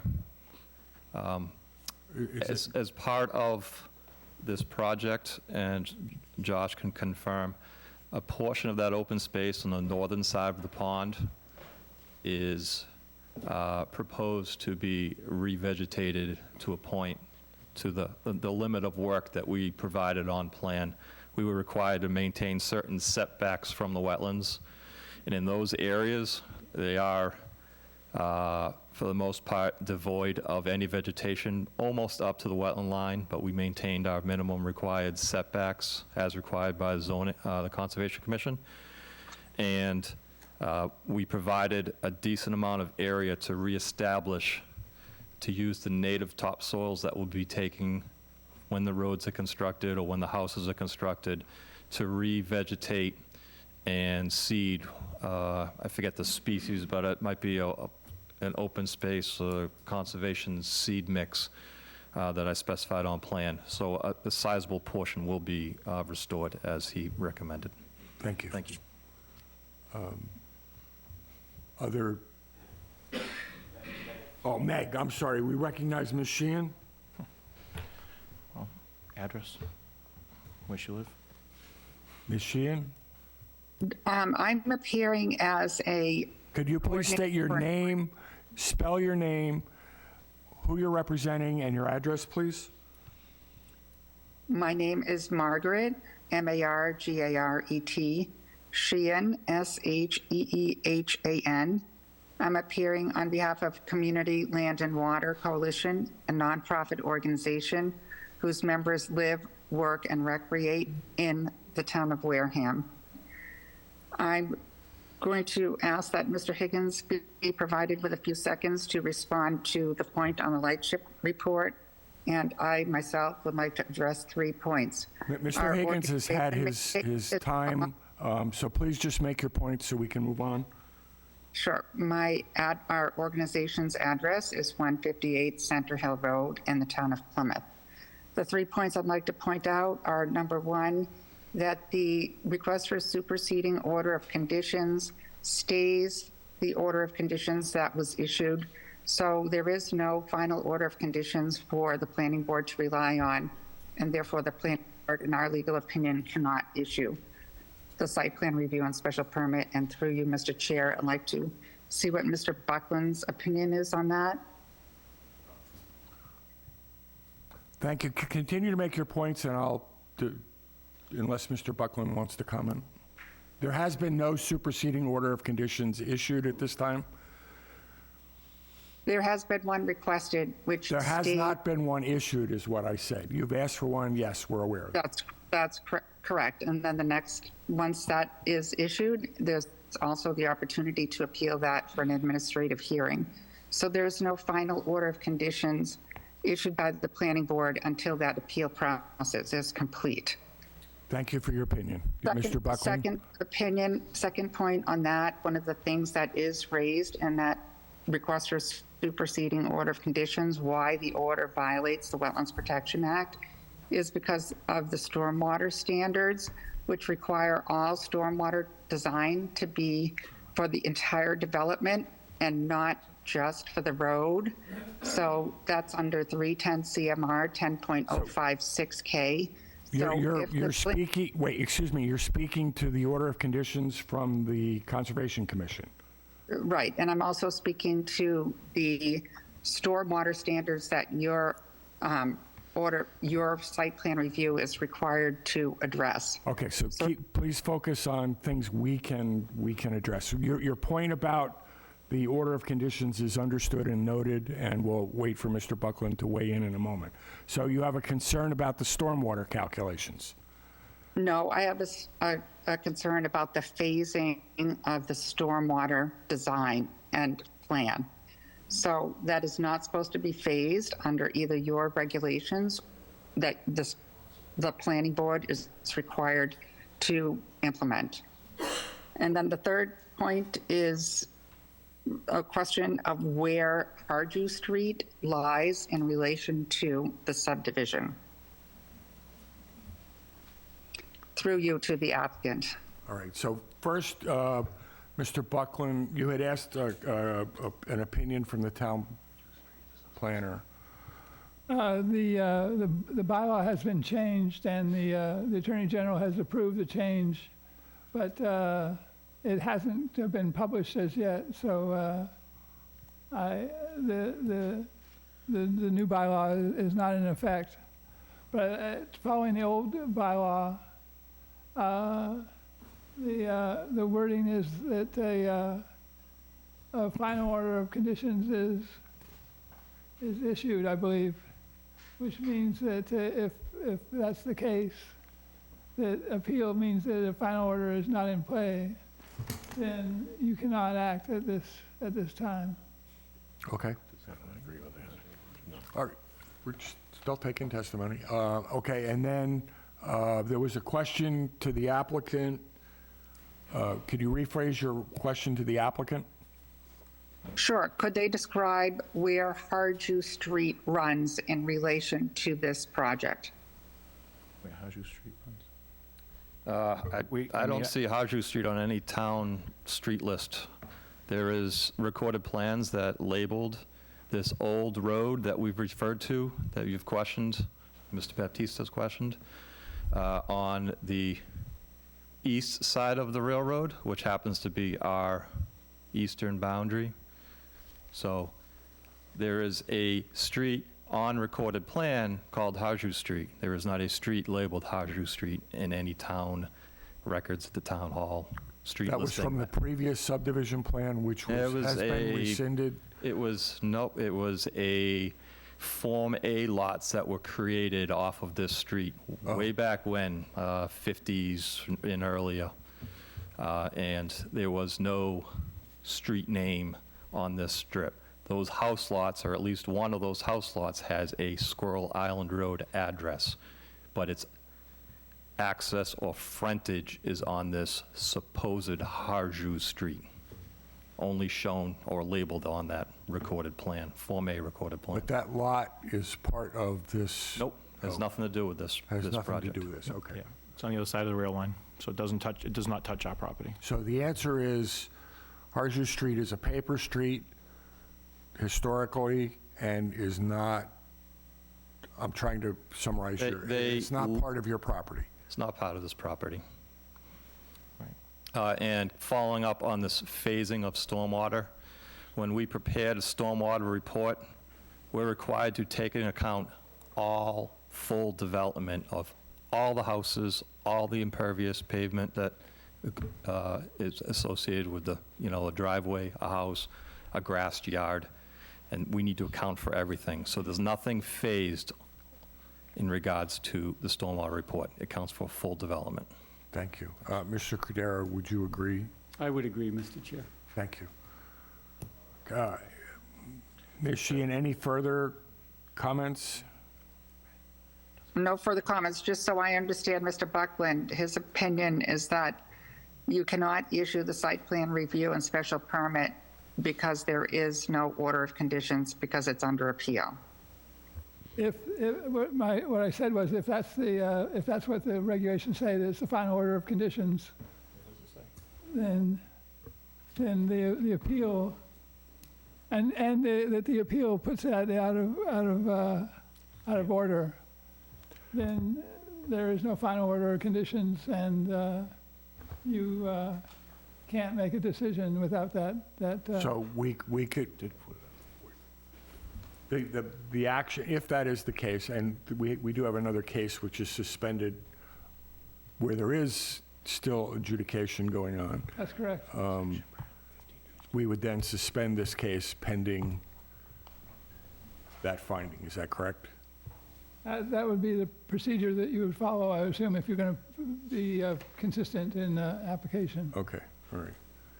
I think the difference is, though, we do have an order of conditions. So we talk about final or order of conditions. So we do have a committee, another committee in town, the Conservation Commission, who did issue an order of conditions. And this is the tactic that this group is imposing. Please, So I'm just saying, a condition on the approval would be preferable, other than just kicking the can and throwing a bunch of spaghetti at the wall and hoping something sticks. Thank you. We'll have to take it under advisement and make a... I just want to make sure it says final order of conditions or order of conditions, because the terminology is, so if we can just make sure we're looking at the terminology correctly. If I can find that section, if Machine would be so nice to explain what section that is in, so I can read it. It's in the Article 1551, I think. So, yep, it's 1551.1, 2. An order of conditions or order covering the proposed work or approving the wetland resource area regulations issued by the Conservation Commission for the purpose of protecting the interests described in the Massachusetts Protection Law, as it says, an order of conditions was issued by the Conservation Commission. Thank you. We'll take... Why are you talking to me? Okay. If I may, Mr. Chairman? I don't want to get into a debate. Is it going to amplify or clarify your position? We have your position, we have the applicant's position. We'll take it under advisement with our advisors, but do you have anything additional to add? Sure. I would state that the Wetlands Regulations 310 CMR 10.0 define what a final order of conditions is, or an order of conditions, and once you file an appeal, there is no order of conditions. Thank you. We'll note your position. Just very briefly to that point, in the draft decision that we submitted, we specifically stated in there that we would comply with all federal, state, and local requirements before beginning construction. That covers anything, whether it's a request for a superseding order, that covers an administrative appeal to the Superior Court, or any type of appeal. Obviously, my client's not going to begin doing things while things are in court or in an agency appeal. I mean, that just begars common sense. Thank you. Are there any other testimony? Ms. Sheehan, thank you. We've got your input. Do you have any further comment? No, thank you, Mr. Chairman. Thank you. All right, thank you.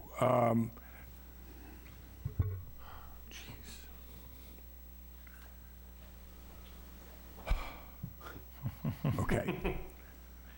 All right.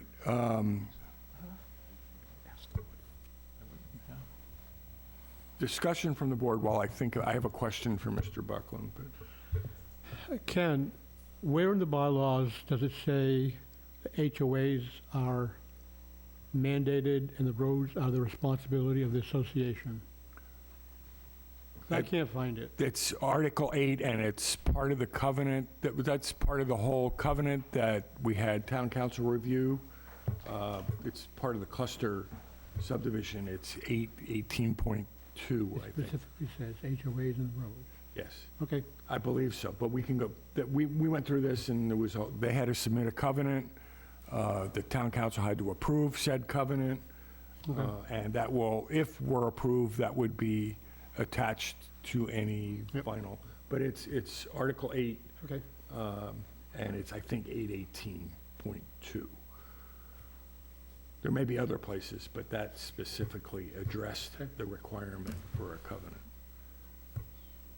It is 818, Mr. Schultz, 818 ownership and management of common open space. So it gives Yes. a few different approved methods. Yep.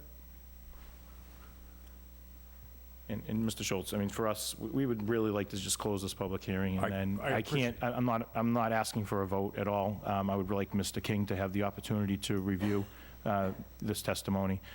So- Before we get to your, I understand your request. The problem is, if we act on your request, we can't take any more input. So I have some questions for Mr. Buckland at the end, but we'll let the board deliberate a little bit, and then we'll. I hate closing public hearings. You know, if there's still some answers, you know, anything else we're looking for. Ms. Gleason. I think she's sleeping. Ms. Gleason? Your eyes look a little heavy there, Jane. I'm not asleep. I'm just looking through the right part of my glasses. Okay.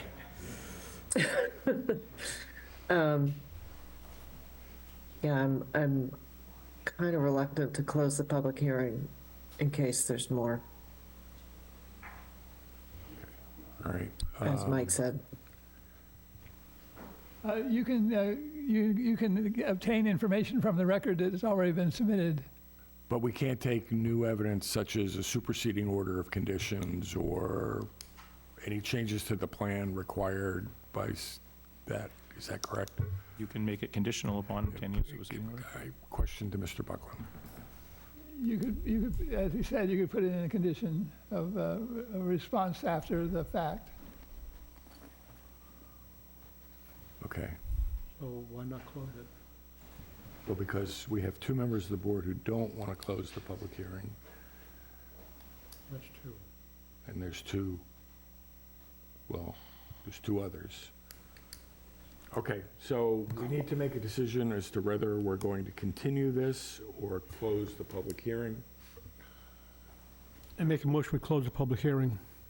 Is there a second?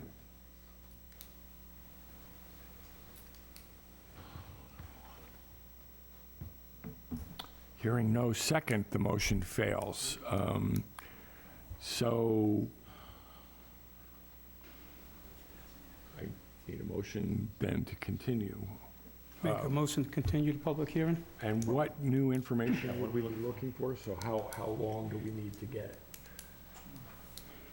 If we have to ask a question, like I said, we've gone through this before. Public hearings get closed, and then it becomes a nightmare. If there's something comes up, we want to ask a question. But, okay, so what, we can't continue it indefinitely in the event that it might be a question. Is there any specific questions that we need to get answers to? Well, we got some new material to review I'm this sorry? evening, and we got some new material to review this evening, and to not be able to ask questions about that material when we get to review it, I think is not the best. Okay, so the motion then would be to continue the public hearing to allow the planning board to review the material from Higgins Associates, Higgins Environmental Associates, and engage with the town planner or Mr. Cordero or the applicant So, Mr. Schultz, if I can interject, Mr. King did specifically say any new public information needed to be submitted by May 13th, I believe it was. It's May 6th. He was pretty clear May 6th, on yeah. submitting all public information prior to May 6th. that So is... just for the record, I He mean- said that to you, I'm not aware of that. Oh, no, he said that to the entire board. He said that when he gave us the date on March 25th, he said all public information Oh, must be okay. submitted I thought you meant a week something a week before the meeting, so you have time to review it. This is, we come here and we go through the motions. We come here every week, and for someone to come out of the woodwork, the state, this is kind of a, this, you know, this just costs time and money, and for what? Because there's no more information that's going to come out of us. Thank you. I have a motion on the table to continue the public hearing until a date certain. What date? Date specific? That would be the 24th, probably. Do I have a second to that motion? That's a whole month. What are we going to do? So I have another failed When are motion. we continuing it to? It would be June 24th, I'm sorry. The 10th is pretty busy. And please, guys, remember that at the end of June, we lose Mr. King, and Become more decisive and not talk for 2 years on a project. but we would need, we need a complete majority, a complete vote I agree. to approve, just so we're aware of the process. So, there's a motion to continue to June 24th. Is there a second? Second. Okay, I have a motion and a second. Ms. Gleason? Jane Gleason, aye. Mike Baptiste, aye. Sam Corbett, no. What happens on a tie vote, Mr. Buckland? Depends.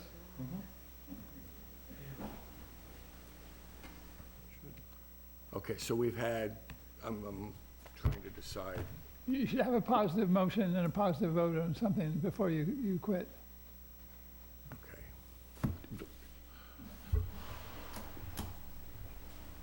10th?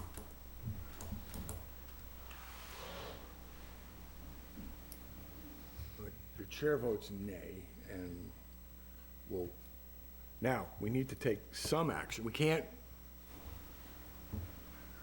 we have to take some action. So we could defer this until the 10th when Mr. King is here, so we would have a tie-breaking vote. I could live with that.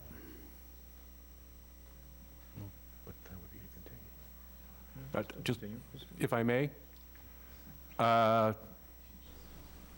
can't we just continue the public hearing to the 10th? I don't expect that it's going to last very long. If the last thing we're going to be dealing with is a couple of documents from a licensed site professional, What I just said, we Yeah. would have five, we would have an odd number of individuals, so it would not be Make a motion, we continue this business till June 8th, June 10th, sorry. June 10th. I'll second that.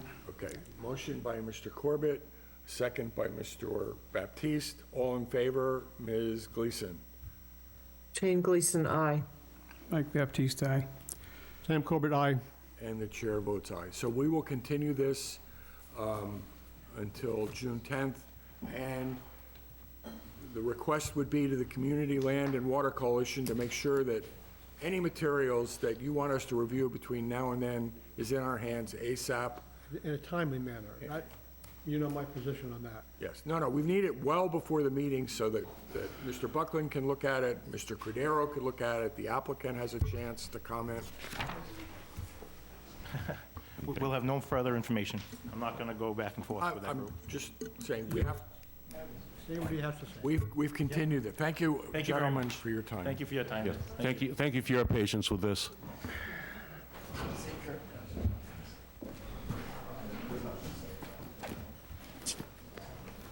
Let's see, Ken. Boy, talk about a loaded deck.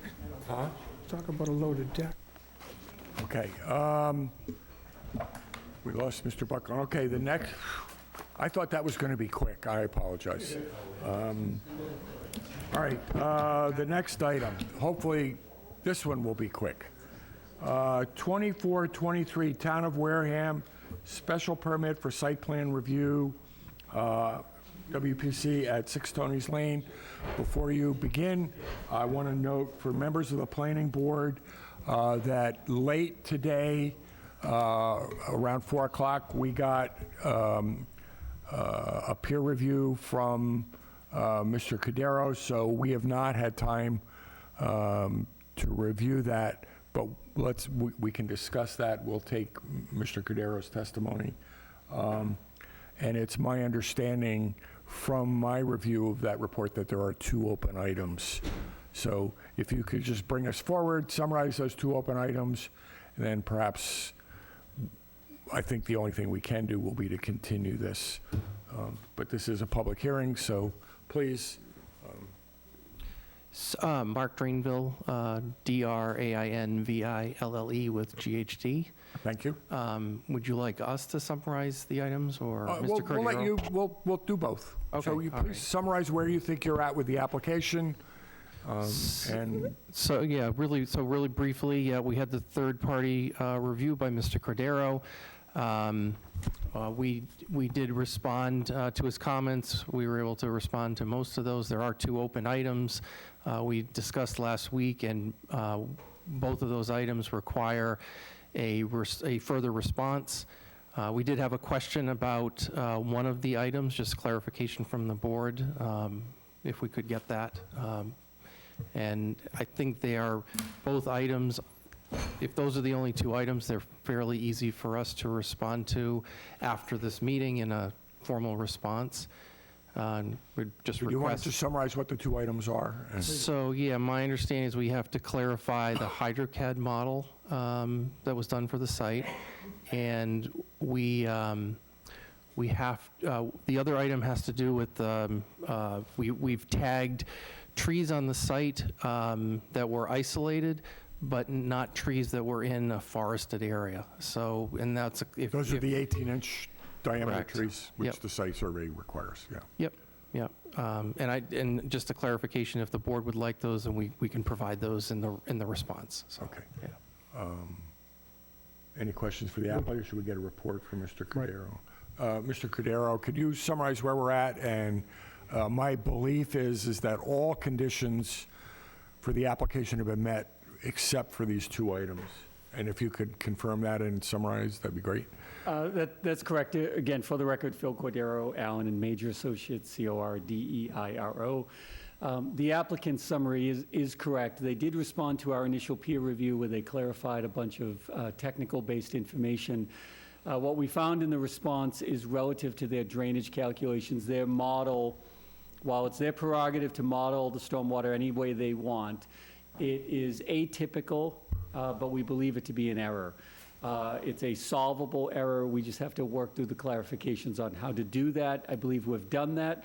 They just couldn't provide it to the board in a timely manner. For tonight. For tonight. The goal of our discussion last week, I spoke with the applicant's engineer, relayed to them our concerns as we were trying to get you the peer review sufficiently in advance of the meeting, said, here are our open issues.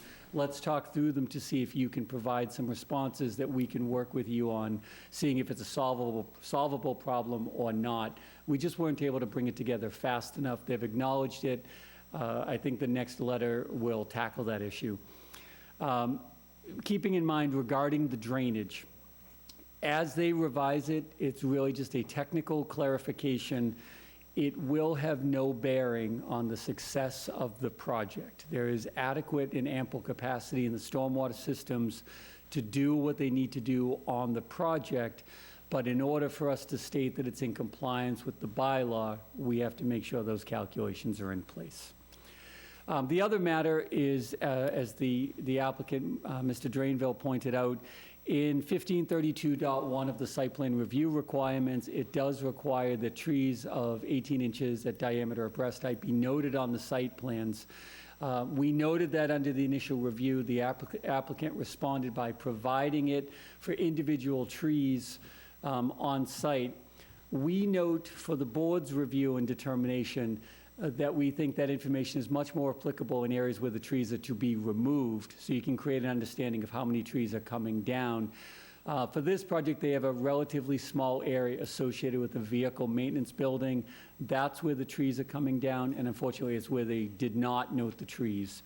It is entirely possible there are no trees 18 inches in diameter out there.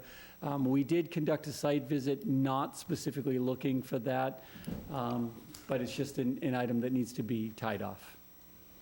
Thank you. Do you see that as a onerous burden to get a summary of that?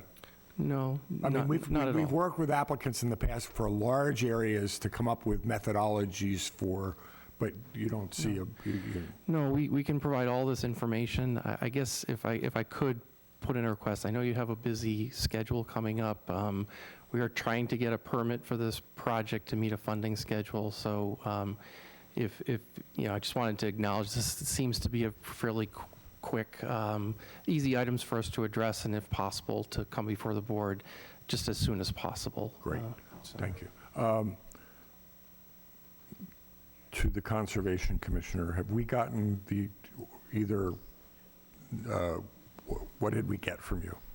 You got a determination of applicability, as that's the response to a request for determination of applicability. There is no jurisdictional areas. That's what I thought. Okay, within the area of the site. Okay, so we don't, no input from the Conservation Commission relevant to this plan? Correct. Thank you. Before I open it to the public, questions from the board? Ms. Gleason? None. Seeing a shake of the head, meaning no questions. Mr. Baptiste? Well, I think we can probably close the public hearing and with a condition that Mr. Cordero is satisfied. We can't close the public hearing until then we would not be able to accept his report. So that would be my recommendation. They are aware of what I'm going to say, that I would recommend you not close the public hearing so you can accept the revised plans and the tree survey, so we can confirm that it is in keeping with the bylaw. So I don't think that's... Okay, I was just trying to be a nice guy, you know? I know. We're trying to facilitate all of these plans. We're not trying to make anybody's life... A reasonable person. I'm sorry. You have questions, No, comments? I hadn't. Happy again. Has Ken has left for the evening, so Fair no enough. no comments from Mr. Buckland. The chair doesn't have any questions at this point. From the citizens in the audience, any questions? I don't see any hands in the room. John, anything in the ether? No, at this time. Okay, so the 10th is busy, but I think this is an fairly... Could we work with Sonia to get this early on the agenda if we continue it to the 10th? Yes. Moved to Second. continue to the 10th. Seconded by Mr. Baptiste. Ms. Gleason?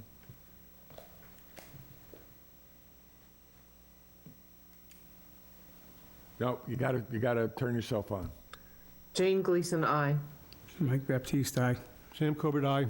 And I'm assuming that's acceptable to you. Yes, thank you very much. The chair votes aye. Try to get on early and out. Thank you very much. Yeah, thank you for your time. And please, either the applicant or Mr. Cordero, if this is not resolved before, let us know, and we won't take it up, we'll just continue it to when you're ready. Okay. If I it's think not. it's in their interest to have it Yeah. resolved based But on if their it's not, let's not Yes. take the time on the Agreed. 10th. Understood. Thank you so much.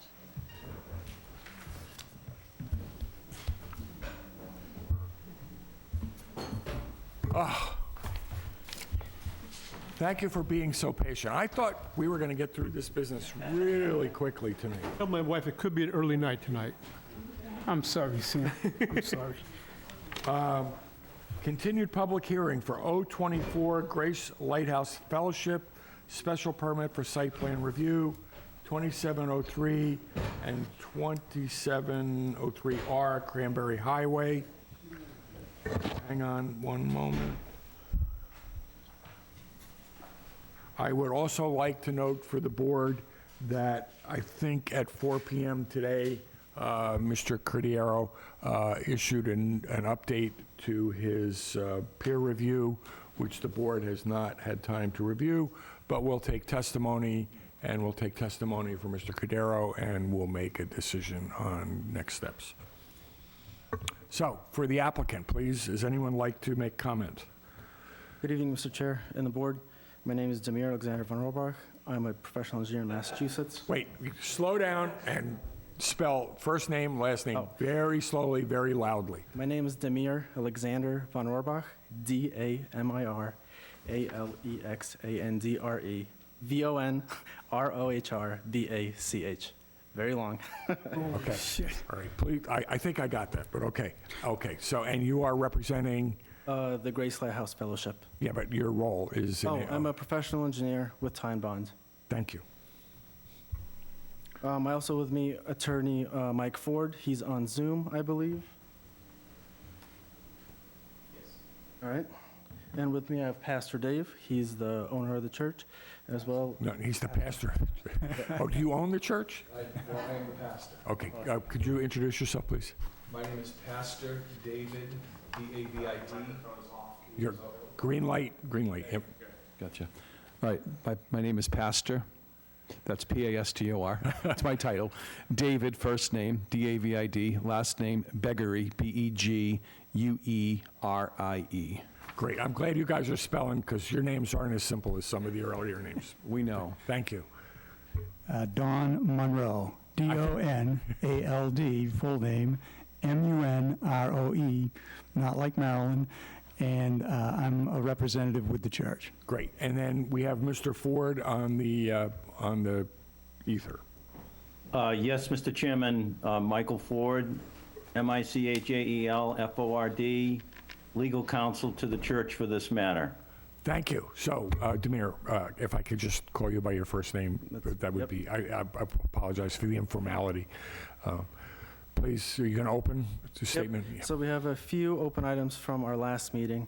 We had since this is a special permit application, we need to apply for an RDA with the Conservation Commission, and we did that. We received the negative determination of applicability, so that was done.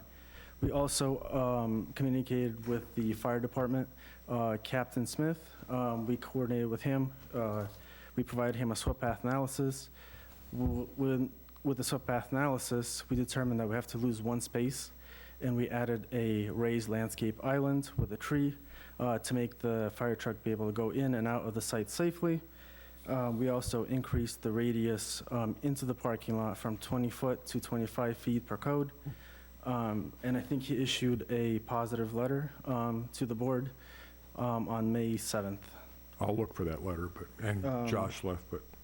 We also addressed the comment from the board that we are required to have a traffic statement, and we have an in-house traffic engineer, Matt Stouts, who provided that memo saying that there will be negligible effects to Cranberry Highway. We also addressed the comments from the peer reviewer, Mr. Cordero. We have prepared an impact statement. We also prepared a document that addresses the design standards, the guidelines for a commercial district. We addressed the stormwater report comments. We also added a steel edge landscaping to the overflow parking to prevent from gravel to enter into the drainage system and into the grass areas. Additionally, we added a note to the plan per the board's request that all lighting is to be dark sky compliant. And the landscape plan was also revised to have plantings no greater than 2.5 feet within the site triangle into the parking lot. So with that, I'm open to any questions that you might have. Questions from the board for the applicant, Ms. Gleason? Hearing none. I have none. Mr. Baptiste? I have none. Thank you. No, thank you for your, Mr. Corbett. I have none. Good job.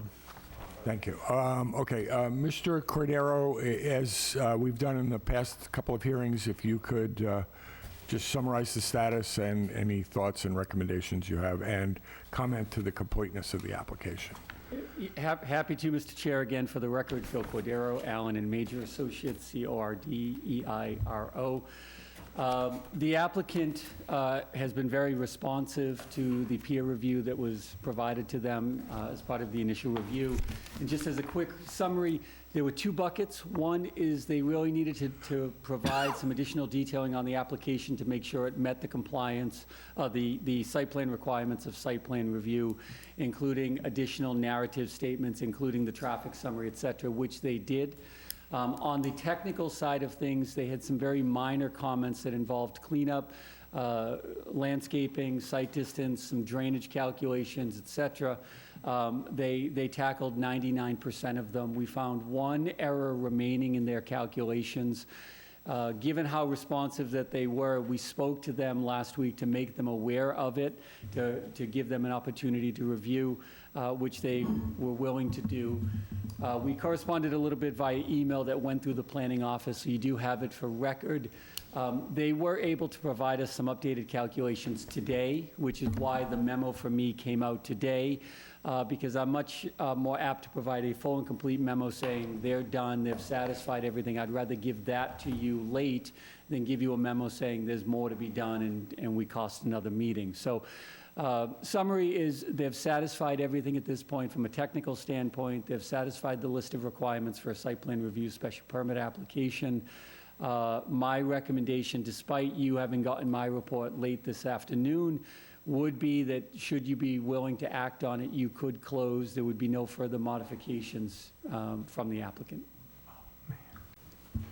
Just a question. Your opinion on the adequacy of the traffic study, given it was done by an in-house engineer? So it was done by an in-house engineer. They are traffic engineers, so they are certainly qualified to speak upon it. Cranberry Highway is obviously a heavily trafficked roadway. The traffic that the church would put into the roadway was fairly de minimis, and the traffic study was adequate.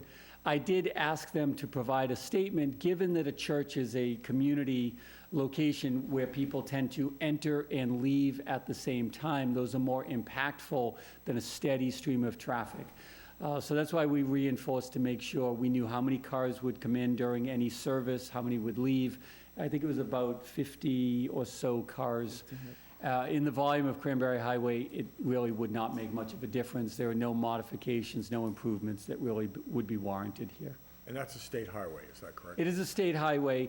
They do need to go to Mass DOT for some entrance modification. So DOT has to agree with them. They do need to get a permit from the state to do the project. If the state requires something additional, they would be required to provide it.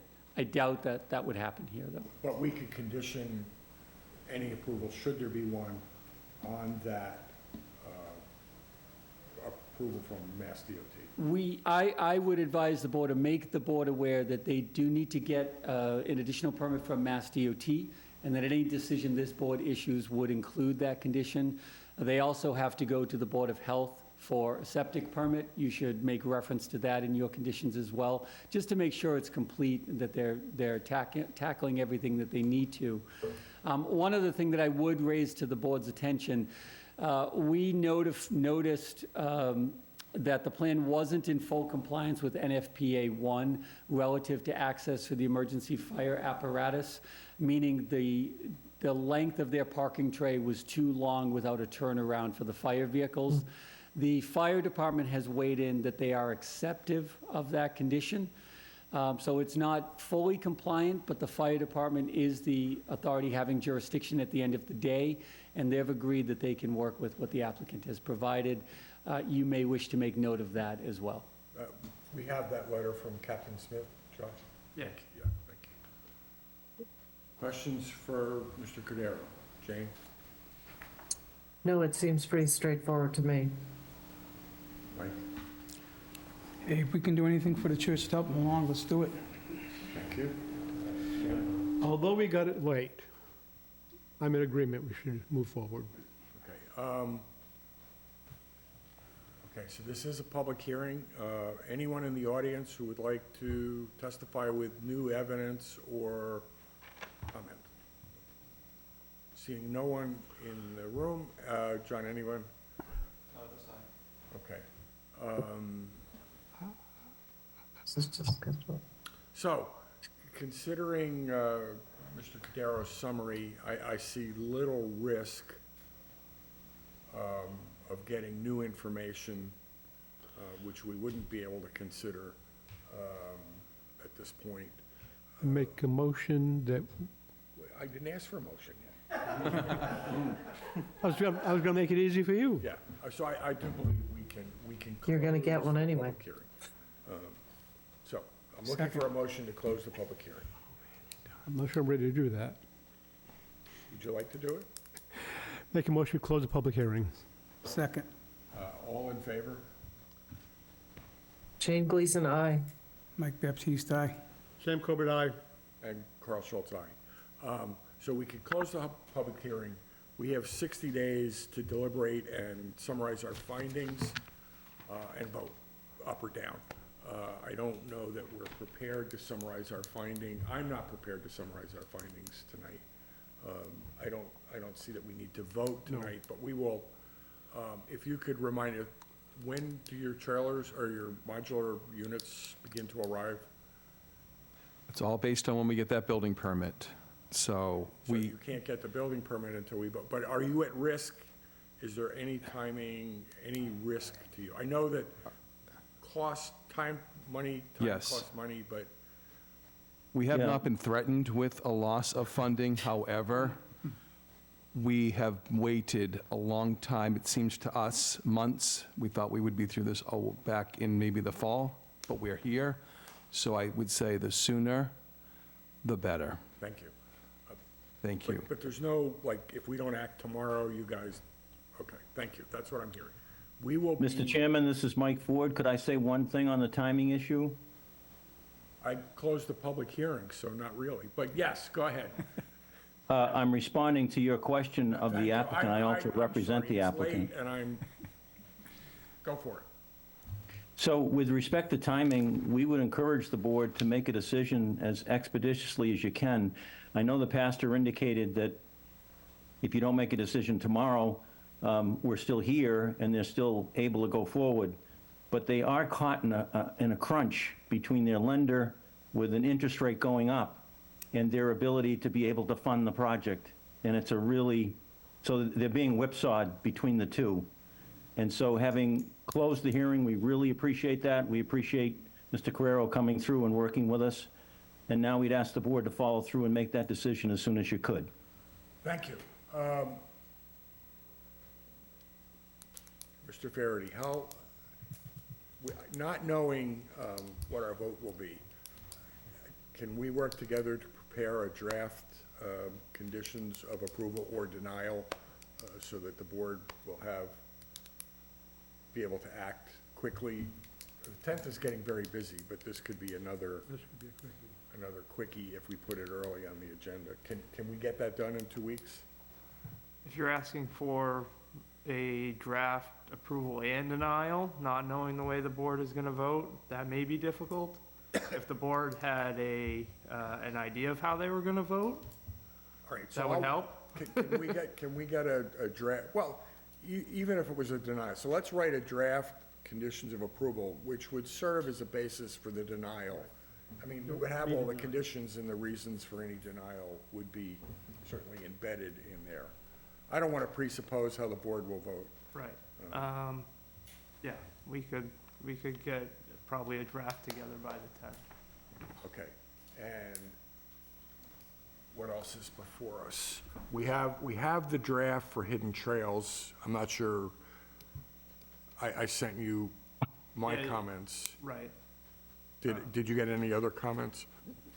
As far from the planning board, no. Okay, Just your comments. all right, so that's work that we need to continue. What about assuming we get, this is all administrative, so your part is closed. I'm trying to figure out where we're gonna continue this to. For Tony's Lane, we have to write a conditions of approval for that as well. You guys are all set. You can leave. No, we gotta continue Yeah, this. We have to continue. You haven't taken a vote either. right? Okay. You had a motion and a second, but anyway, I'll yeah, get you out of here. Okay. yeah, okay. All right, so we have a motion, we voted to close the public hearing. Right. That's been closed. Now we need to vote to continue. Do you think we'll have something to review on the 10th? We can have a draft decision written by the 10th, yes. Okay, is that the board's preference? Yes, Okay, the 10th is going to be a very busy evening. you got 2 quickies. I thought These guys have been last twice. I know, Put them on the top. Get and them out first of or here. second. okay. All right, so I'm looking for a motion to continue, Make a motion, we not the continue public hearing, continue deliberations to until June 10th. Second. Motion by Sam Corbett, second by Mike Baptiste, all in favor. Jane Gleason, aye. Mike Baptiste, aye. Sam Corbett, aye. And the chair votes aye. So not public hearing, but we're going to continue deliberations to the 10th. No additional information or testimony. It's all work for us, but your attendance at that meeting would be welcome. Thank you. Mr. Cudero, any input you have to conditions for any of these items to help Josh and I write these orders would be welcome. Happy to help. Thank you very much. Awesome, thank you for your Mr. time. Chairman, this is, Mr. Chairman, this is Thanks for Mr. coming, Ford. everybody. Thank you very I'm much. sorry you had to wait for the executive session, and I really thought these hearings weren't going to be quite as contentious as We they should turned try to get them up front, though. I mean, they've been last twice. Yeah. Yes, so, Josh, if we could work with Sonia to put what we think the easy ones are up front. Even if you feel like they fall, poor place on the agenda, you can always motion to take them out of order. Okay, yes, we've done that in the Right, past as well. so, But that will be No matter- hopefully Mike's yeah, no- choice. I just feel sorry for these guys. no matter They how have- the agenda looks, you can always take it in the order you want. That's probably one of the best things we did all night. Well, the second best. The first one was jamming Mr. Fay. All right. I have no more public hearings. The board schedule is there. Do I have any invoices to sign for Sonia? I don't think so unless there's some in the box. Okay, that was on there, but you and I can look, but I don't, Mike's not here, so. That's fine. Any staff report? Did we send out the demand letter for the bonds, the solar bonds? No, Okay. there's only so many hours in the week. You guys work 10 hours a day. Jeez. Really? Didn't you? Fortunately, I only work 4 of those days. All right, and just another staff report. Are we positive progress towards June 1st for Viewpoint? He says hesitantly. That was a qualified, cautiously optimistic. All right, before we take a motion to adjourn, Mr. Cudero, thank you again. Your input and advice is invaluable. Please feel free to keep us on the right path as we look to Mr. Buckland and Mr. Farady as well. Anything you'd like to say before I close? No, sir. Thank you for your attendance. Make a motion, we adjourn. Second. All in favor? Jane Gleason, aye. Mike Baptiste, aye. Sam Corbett, aye. And the chair votes aye. The meeting is adjourned at 9:08 PM. And as a reminder to those members of the board here, June 5th, we'll have to hear from Mr. Bowen about time and place.